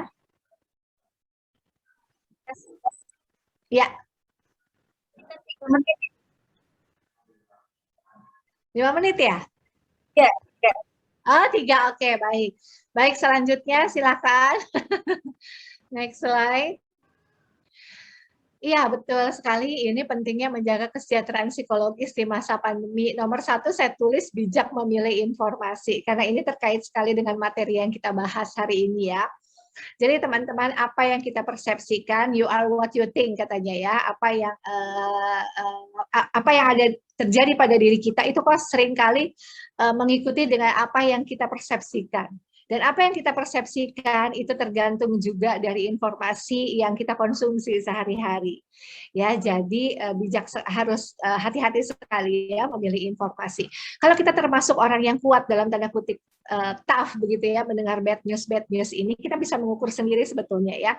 Itu mungkin nggak apa-apa. Oh ya udah, yang ini meninggal, oh ya memang takdirnya misalnya, ada ya orang bisa seperti itu. Tapi ada juga yang kemudian bereaksi secara cepat gitu, cemas, depresi, cemas, stres, depresi, takut gitu ya. Nah sehingga begitulah informasi-informasi ini mendingan kemudian kita keep sendiri ya. Yang kedua, konsumsi makanan bergizi pasti iyalah udah pada ngerti ya teman-teman sekalian. Kemudian ketiga ini berkaitan juga dengan melakukan aktivitas yang menyenangkan. Kalau salah satunya teman-teman memilih berita-berita lain yang selain bad news ini sebagai sesuatu yang menyenangkan, mendingan ambil aja deh yang itu ya. Jadi nanti nggak tahu nih berapa kemudian mortality rate-nya, nggak apa-apa. Nanti aja kalau kita sudah kemudian tenang, sudah bisa terregulate secara emosi kita, baru kita cari tahu ya. Kemudian yang keempat, olahraga, memotivasi diri sendiri dan orang lain, dan selalu berkomunikasi yang baik ya. Sekali lagi itu yang mungkin bisa digarisbawahi, komunikasi yang baik dengan keluarga dan orang-orang terdekat. Oke, masih ada mungkin slide selanjutnya. Terima kasih. Itu mungkin yang bisa saya sampaikan dari kacamata psikologis, kurang lebihnya mohon maaf. Saya kembalikan kepada Mbak Sita ya. Tanpa disadari edaran cara masuk dampak besar saya bahkan berpotensi kita jam dengan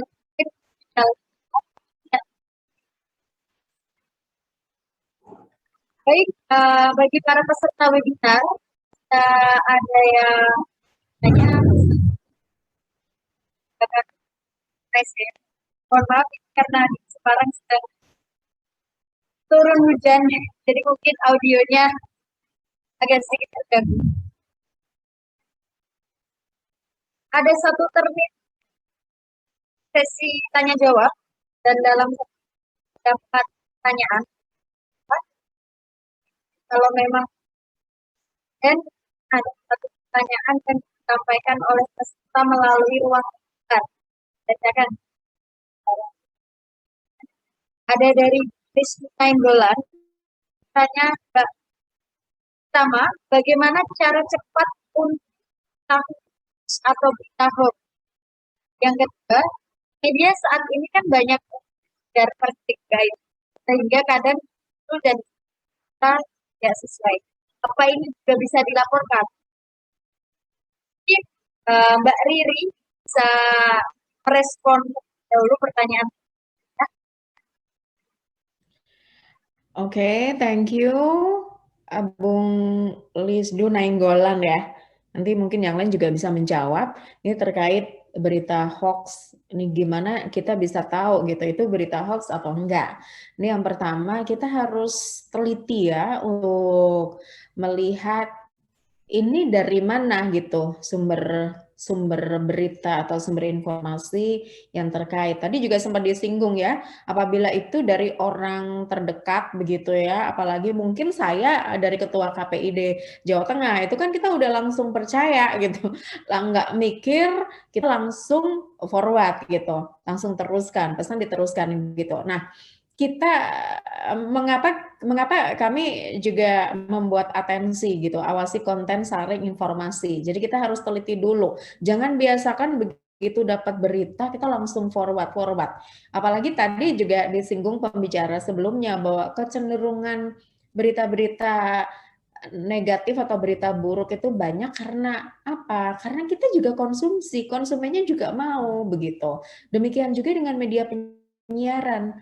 Semakin kita nonton sinetron meskipun ngomel, tetap aja tayangan itu akan diproduksi begitu. Jadi kita selaku konsumen media juga harus melek media gitu. Kita harus paham bahwa tidak semua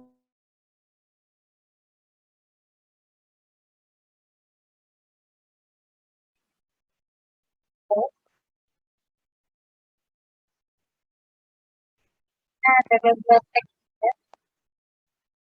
Oh, baik, dari cara yang lain kita membantu dari dari Dewi. Oke, Mbak Sita, dengar suara saya jelas? Dari Oke, baik. Menjawab pertanyaan dari Bung Lisdu. Baik. Yang pertama, ya betul ya. Jadi kita mencermati alamat situsnya, begitu. Apakah itu terverifikasi atau tidak? Kemudian yang kedua, ini ada beberapa situs yang bisa untuk membantu kita mengecek fakta atau hoax, begitu. Ada alamatnya turnbackhoax.id, kemudian cekfakta.com, kemudian dari Kominfo juga menyediakan alat untuk mengecek apakah itu fakta atau hoax ya di komin.info/ini hoax. Kemudian juga kalau tentang COVID pandemi ini di SID/info vaksin gitu. Nah, penting juga untuk kita bisa juga masuk dalam komunitas-komunitas begitu ya, yang itu bisa meningkatkan literasi atau bisa melawan hoax begitu. Misalkan ini kami sedang tergabung dalam literasi media bernama Tular Nalar. Nah, ini ada di beberapa universitas bergabung untuk bersama-sama melawan hoax begitu. Atau teman-teman bisa mengecek situs Mafindo ya, Masyarakat Anti Fitnah Indonesia di mafindo.org.id. Di situ nanti ada produk, klik di situ, kemudian ada cek fakta. Nah, untuk mengecek apakah ini benar atau tidak bisa masuk ke situs-situs tersebut sambil juga melihat, mengidentifikasi isi berita atau foto yang ditampilkan di situ. Begitu Mbak Sita, kira-kira dari saya. Pak Ganjar, ada respon pertanyaan. Jawaban dari Mbak Riri dan Mbak Dewi sudah cukup saya kira. Sampaikan juga kepada para peserta bahwa bagi penanya yang pertanyaannya menarik nanti akan dapat pesan. Sorry, Ya, saya lost connection ya. Nggak tahu ini kenapa. ini karena faktor cuaca, Riri. Oh, ini lagi hujan deras gitu atau gimana sih? Saya nggak tahu karena saya di ruangan. Kalau di Tembalang lumayan deras ya. Oke, sudah sampai ke pembicara lain atau gimana Sita? Tadi sementara ditambahin Dewi, Kak Riri bisa menambahkan kembali. Gitu ya. Oh, sorry. Ya mohon maaf ya untuk semua teman-teman, ini agak error gitu ya.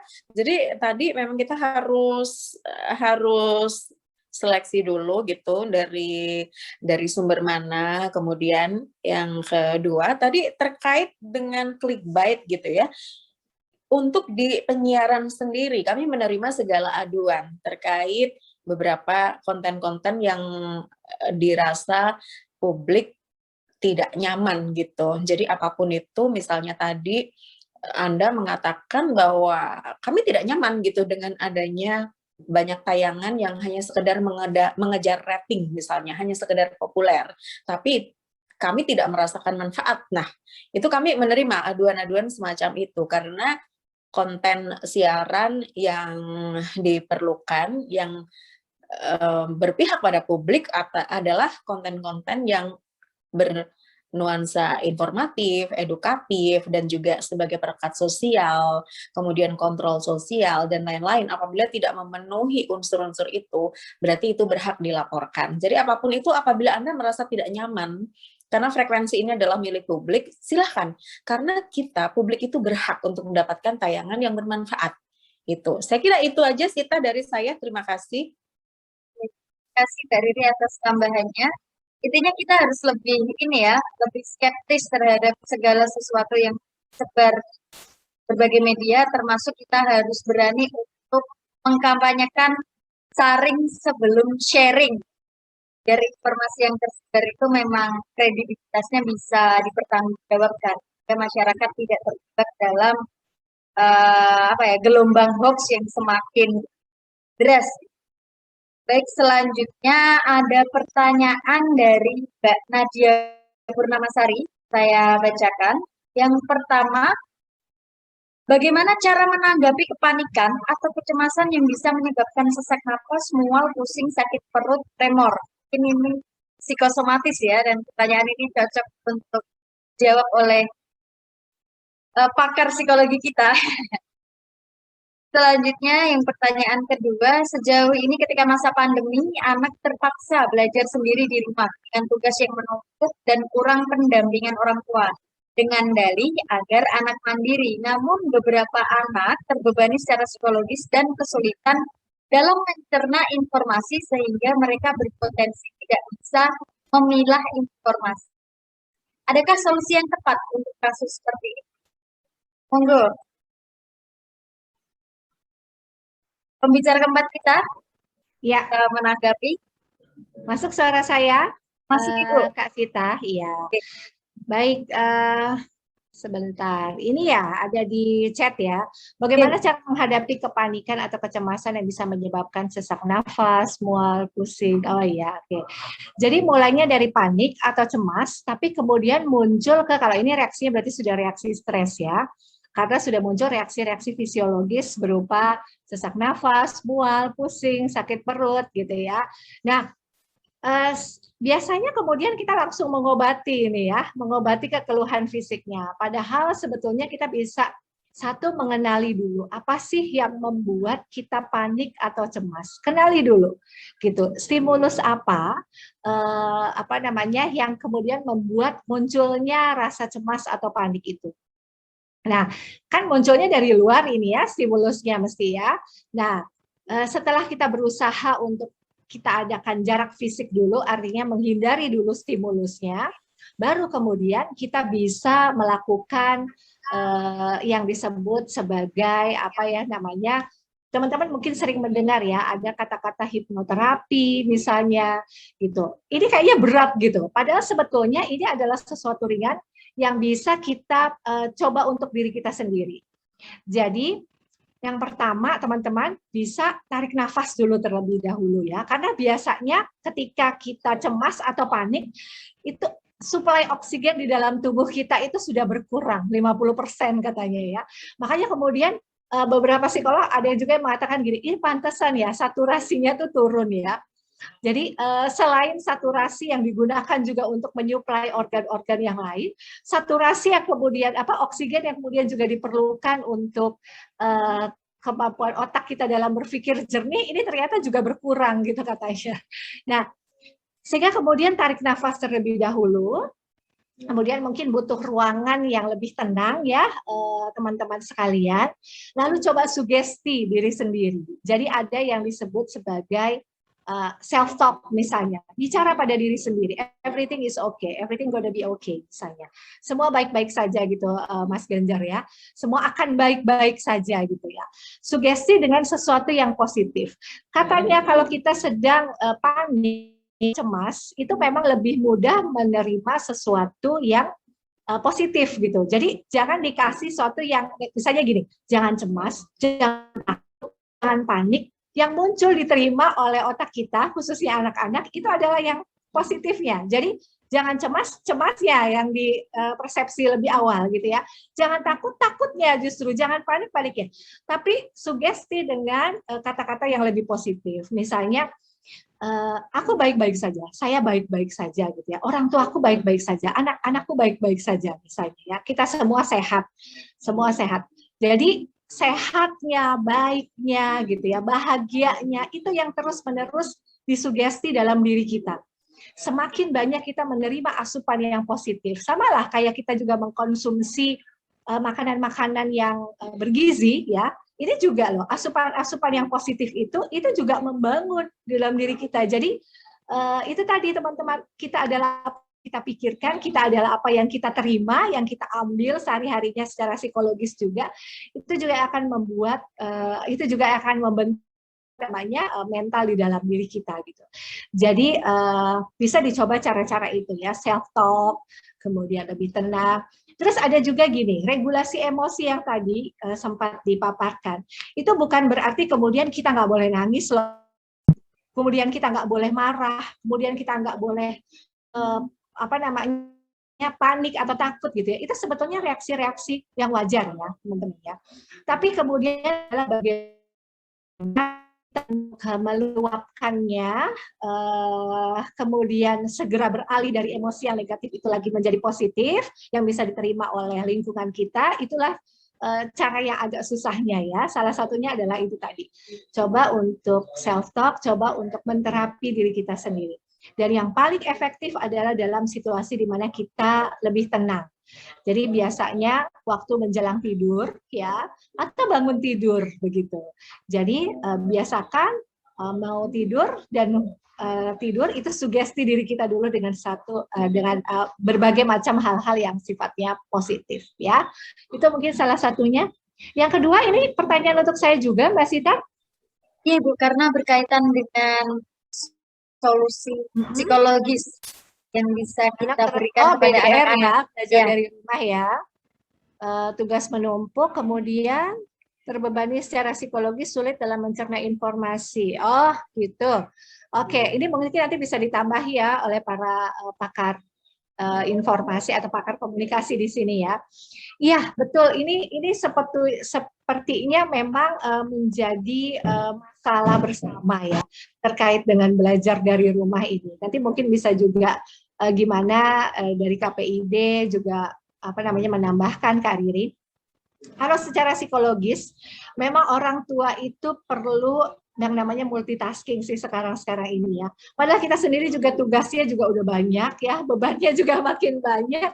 Nah, yang diperlukan adalah coba pilah dan pilih. Kita buat kesepakatan dulu ini dengan anak kita. Kapan sih sebetulnya waktu yang tepat buat kita mendampingi mereka di dalam belajar? Ya harus pagi karena mereka juga sekolahnya pagi gitu. Padahal buat kita ini yang punya tugas selain mendampingi anak belajar juga terbebani mungkin ya Mbak Dewi mungkin dan yang lainnya. Nah terus harus bagaimana begitu? Ya ada yang disebut sebagai yang diteliti oleh para ahli psikologi seperti sekarang ini itu adalah yang terkait dengan engagement orang tua ya. Engagement itu sebetulnya meliputi beberapa dimensi.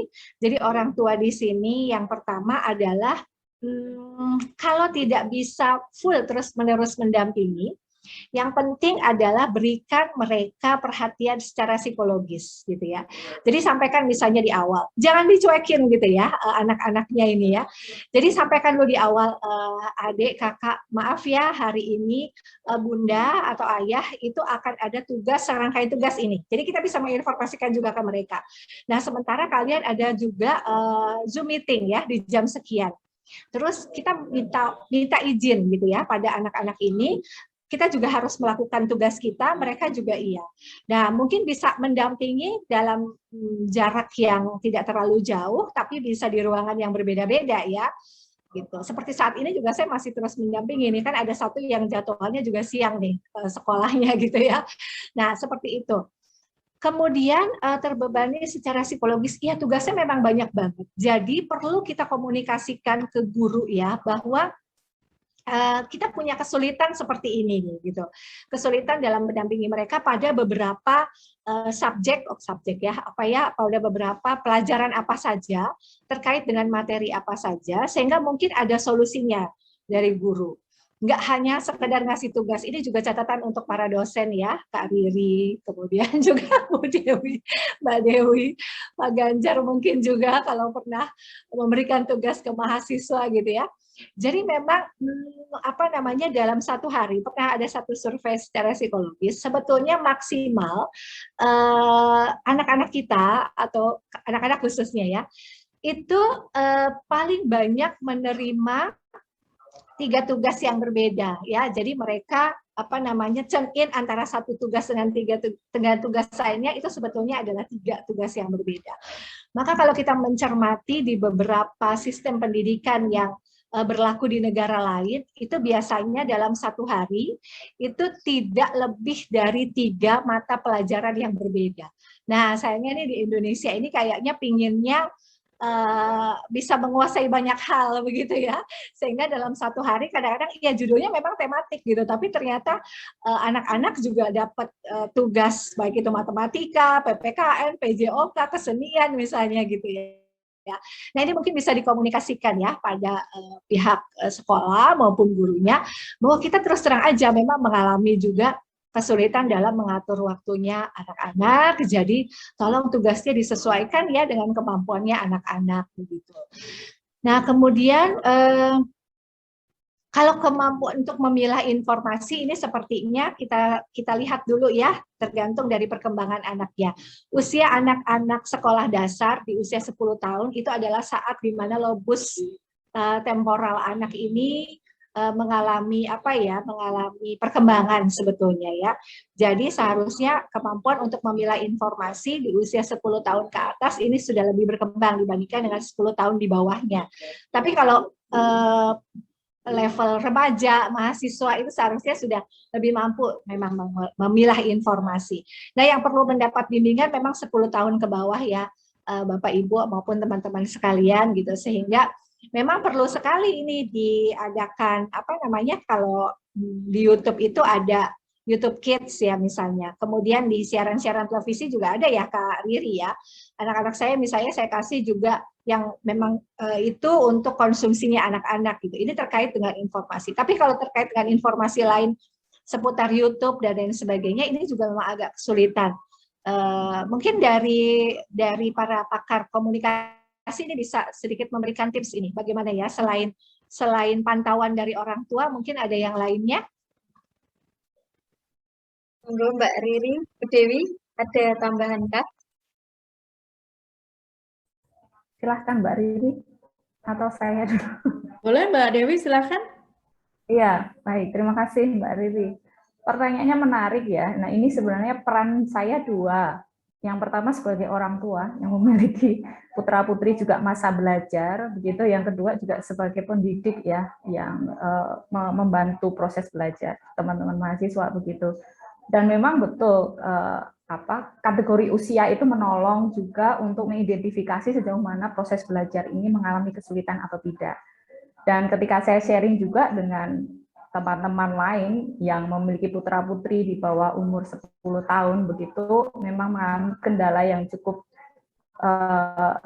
cukup signifikan begitu ya. Belum lagi putrinya ada 2, 3, 4 begitu, dan semuanya pas sekolah online. Ini menjadi menarik bagaimana masing-masing. Nah, yang dilakukan kami share kendala apa yang bisa dilakukan bersama. Nah, ini memang dengan putra-putri kami seperti tadi yang disampaikan Bu Retno ya, komunikasi itu intens untuk putra-putri dalam mendampingi anak-anak kami itu untuk belajar begitu di rumah begitu, mengingatkan tugas-tugasnya. Kemudian melihat ya ada Google Classroom di sana, cek Google Classroom, kemudian mendampingi untuk setiap mata pelajaran, entah itu olahraga tadi atau matematika atau tematik atau apalah gitu ya yang disajikan untuk sekolah begitu. Nah, ketika kami menemui kesulitan dan kami tidak menemukan jalan keluar, akhirnya kami juga berdiskusi dengan guru begitu. Ada grup WhatsApp dengan guru. Kami menyampaikan apa yang menjadi kesulitan atau apa yang menjadi hambatan dalam membantu putra-putri kami untuk belajar, itu disampaikan, dan untungnya proses komunikasi ini juga berjalan lancar dan akhirnya ya sampai sejauh ini bisa lah untuk kita bisa bersama-sama mengatasi kendala putra-putri kami belajar. Ya proses belajarnya sampai saat ini bagus sekali. Nah, yang kedua terkait dengan pembelajaran ya di tingkat mahasiswa begitu. Memang situasinya adalah ketika menyampaikan materi begitu atau ketika kuliah daring sedang berlangsung, orang tua memang tahunya mahasiswa ini kan di rumah gitu. Nah, saya punya pengalaman mahasiswa izin ketika proses pembelajaran diminta orang tuanya, ibunya itu untuk membeli sesuatu di warung depan rumah begitu, pada saat proses perkuliahan gitu. Nah, ini menjadi tantangan ya atau menjadi semacam pertimbangan khusus bagi saya begitu. Jadi memang tidak bisa pembelajaran ini berjalan ideal layaknya teman-teman mahasiswa ini atau yang sedang belajar ini fokus full memberikan atensinya gitu. Ketika saya tanya orang tua tahu nggak ya sedang kuliah, tahu Bu, tapi mohon izin sebentar ini membantu orang tua begitu. Nah, akhirnya saya dengan pertimbangan ini membantu orang tua kan juga baik ya, kuliah juga baik. Ya udahlah, untuk sekarang kita tunggu 5 menit saja karena sedang membantu ibu begitu. Akhirnya saya izinkan untuk membantu ibu dan dia kembali lagi kuliah 5 menit setelahnya sesuai dengan yang dijanjikan begitu. Nah, hal-hal yang tidak ideal ini terjadi di masa pandemi pada masa pembelajaran sekarang, dan bagi kami pendidik belajar terus untuk ya mengetahui bahwa situasinya memang tidak ideal gitu. Sampai sejauh mana ini ideal, sampai sejauh mana batas toleransi itu tergantung dari masing-masing kita ya yang memberi pengertian atau kita memberi toleransi kepada mahasiswa. Toh mahasiswa juga punya niat yang baik untuk kembali belajar seperti tadi. Nah, ini pengalaman unik juga nih nanti kalau kita bicara pembelajaran di masa pandemi gitu ya. Kemudian yang lain lagi apa ya? Nampaknya sudah ya, Pak. Iya, itu sambung. Dari. Baik, Mbak Riri mau menambahkan atau lanjut ke pertanyaan selanjutnya? Saya nambahin dikit aja, nanti bisa langsung disambung Pak Ganjar ya, karena ada hubungannya gitu. Terkait tadi yang disampaikan Bu Retno, bahwa bagaimana kita menjadikan literasi media ini menjadi populer atau menjadi gerakan yang betul-betul direalisasikan, tidak hanya wacana begitu, karena butuh banget kerjasama dengan berbagai pihak, termasuk SDM penyiaran. Nah, ini terkait dengan berita buruk dan berita baik yang sebelumnya juga KPID sendiri sudah memberikan imbauan begitu, memberikan surat edaran kepada lembaga penyiaran bahwa penting untuk memberikan keberimbangan berita bagi masyarakat supaya tidak terjadi kegalauan, keresahan, dan lain-lain. Nah, kadang-kadang begini Pak Ganjar, mungkin juga Mbak Dewi dan Bu Retno, SDM penyiaran sendiri memang tidak tahu begitu.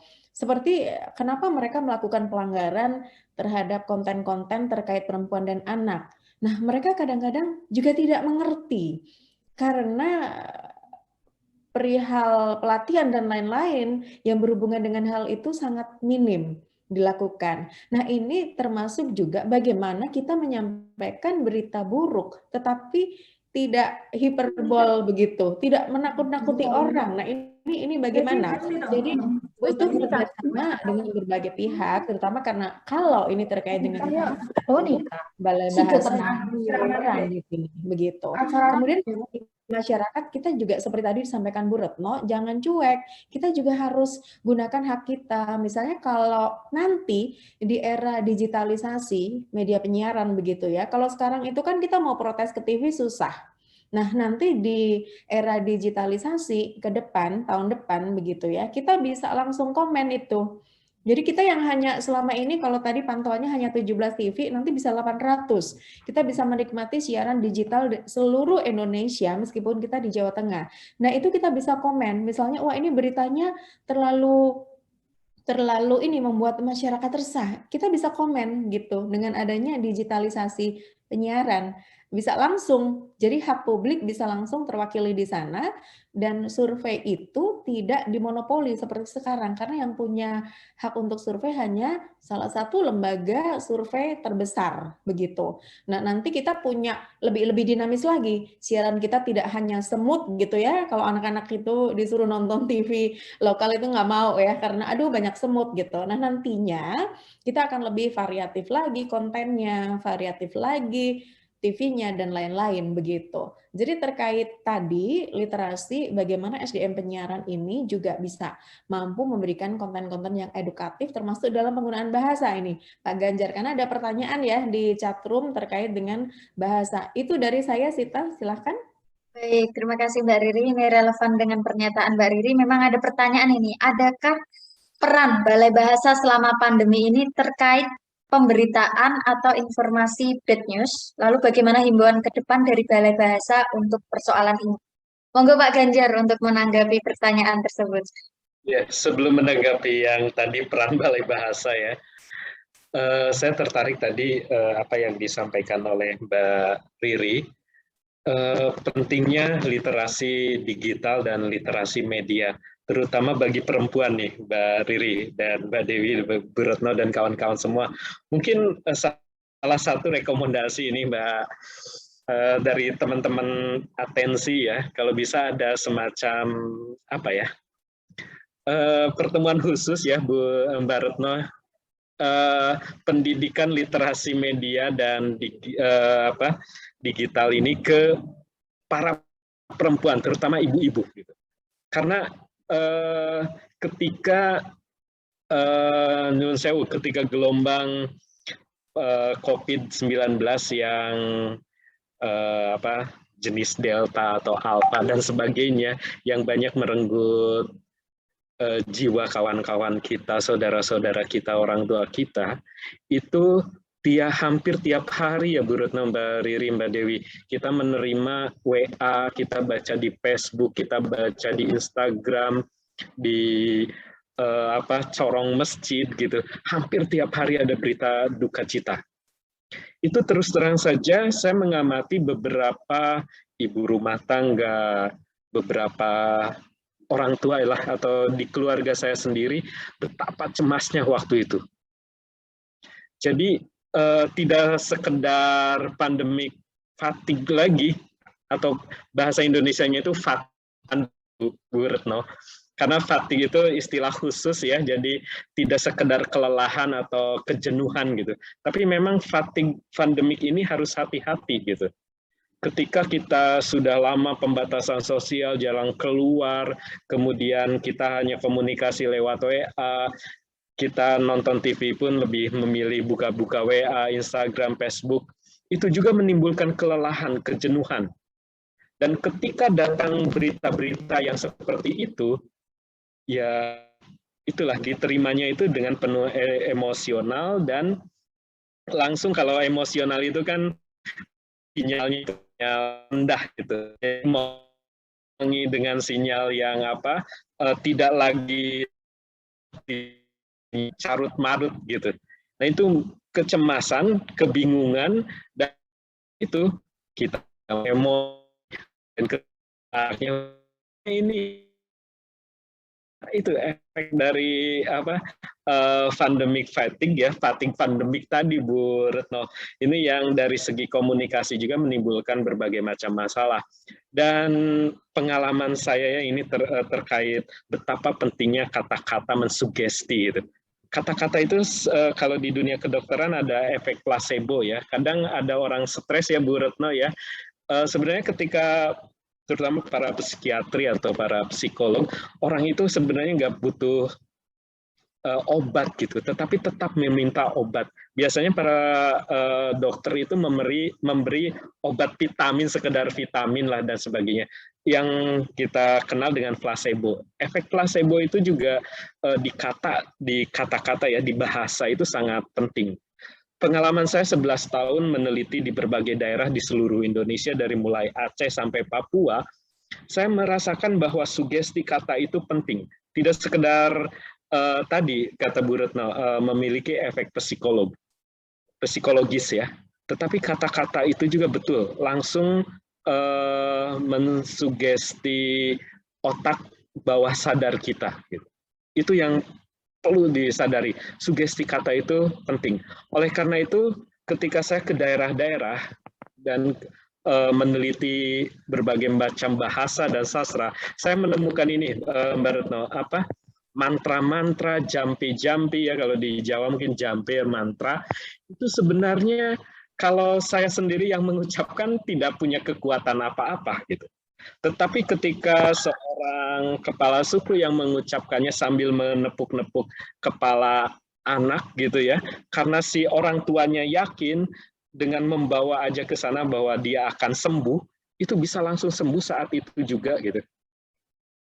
Misalnya, seperti itu. Ketika saya pernah ke suatu daerah di Kalimantan Barat ya, karena saya oleh kepala dusun ya, kepala adatnya disangka dokter gitu, karena nama saya ada DR-nya, disangka dokter gitu. Jadi ketika sebelum penelitian, malah ke rumah kepala dusun itu banyak yang minta obat ke saya. Tapi karena ya saya sedikit tahu lah tentang pengobatan, oh ya dia hanya pusing sedikit dan itu vitamin, saya mensugestikan obat placebo. Para pasiennya ya. Tolong Ganjar ya. minum ini, setelah ini, insya Allah nanti tempi malam sembuh. Wah, besoknya langsung ada yang membawa pisang, ada yang membawa rotan gitu ya. Karena sembuh gitu. Betapa ketika saya bilang sembuh ya malam, ketika sorenya itu langsung si anaknya udah lari-lari gitu. Karena sugesti saya sebenarnya ke si orang tuanya, tetapi orang tuanya meyakinkan anaknya sembuh gitu. Seperti itu. Jadi betapa kekuatan kata itu jadi penting. Oleh karena itu salah satu tips ya untuk menghindari kecemasan, hindari kata-kata negatif ya Mbak Retno ya. Itu sangat penting sekali, kata-kata positif. Kata-kata positif dan hindari kata-kata negatif. Dan kalau lebih luas lagi, mendingan baca-baca berita yang bagus lah daripada baca-baca berita yang jelek gitu. Itu nggak sehat untuk mental kita nih, berita-berita jelek itu. Apalagi yang mengandung hasutan, agitasi dan sebagainya.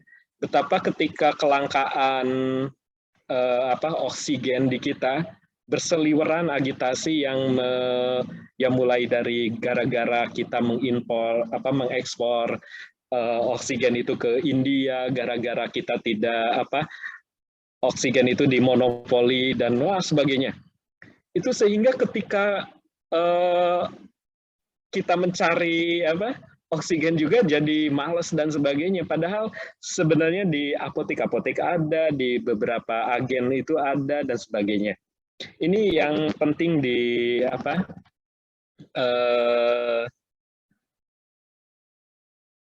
diedukasi ke masyarakat. Dan kalau tadi peran Balai Bahasa dalam literasi digital atau literasi media untuk menghadang hoaks atau berita jelek ini bagaimana? Kalau kami terus terang belum ada program khusus untuk semacam ini. Ketika saya datang bulan September lalu ya, belum ada program khusus. Nah, nanti kalau misalnya atensi dengan KPID, dengan Bu Retno mau ada program khusus, Balai Bahasa sangat senang sekali. Terutama tadi edukasi literasi kepada para perempuan di masa fatigue pandemik ini. Kalau saya ini sudah akut nih fatigue pandemik, sudah lelah gitu. Zoom setiap hari itu bisa sampai 4 atau 3 Bu. Jenuh. Itu efek dari bukan hanya pandemi aja, itu mudahnya media Zoom mengakomodasi kita gitu. Apa-apa di-zoom-kan, kita bicarakan nge-zoom dan sebagainya. Dan ini Mbak Sita sebagai duta bahasa kalau mau menginisiasi edukasi literasi media terhadap para perempuan. Arahkan kepada perempuan, karena yang paling banyak komunikasi dan diam di rumah, perempuan ya, tidak khusus ke ibu-ibu gitu. Karena penting juga nih teman-teman mahasiswa juga itu.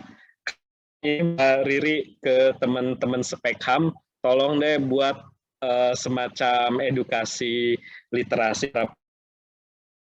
Tagline-nya atau dengan motonya, kontrol jarimu,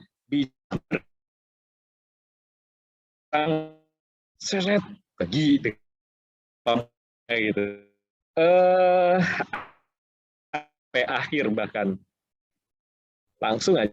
Jadi waktu itu saya sarankan ke teman-teman yang pegiat perempuan ini, coba deh kontrol jarimu atau kontrol jempol jari, itu terutama untuk para perempuan. Karena kalau dulu kan orang tua kita mengatakan mulutmu harimaumu, sekarang jarimu harimaumu gitu. Seperti itu.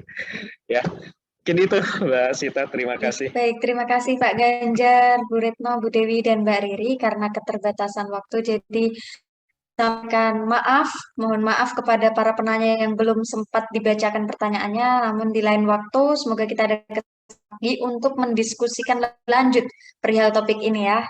Jadi sebelum saya akhir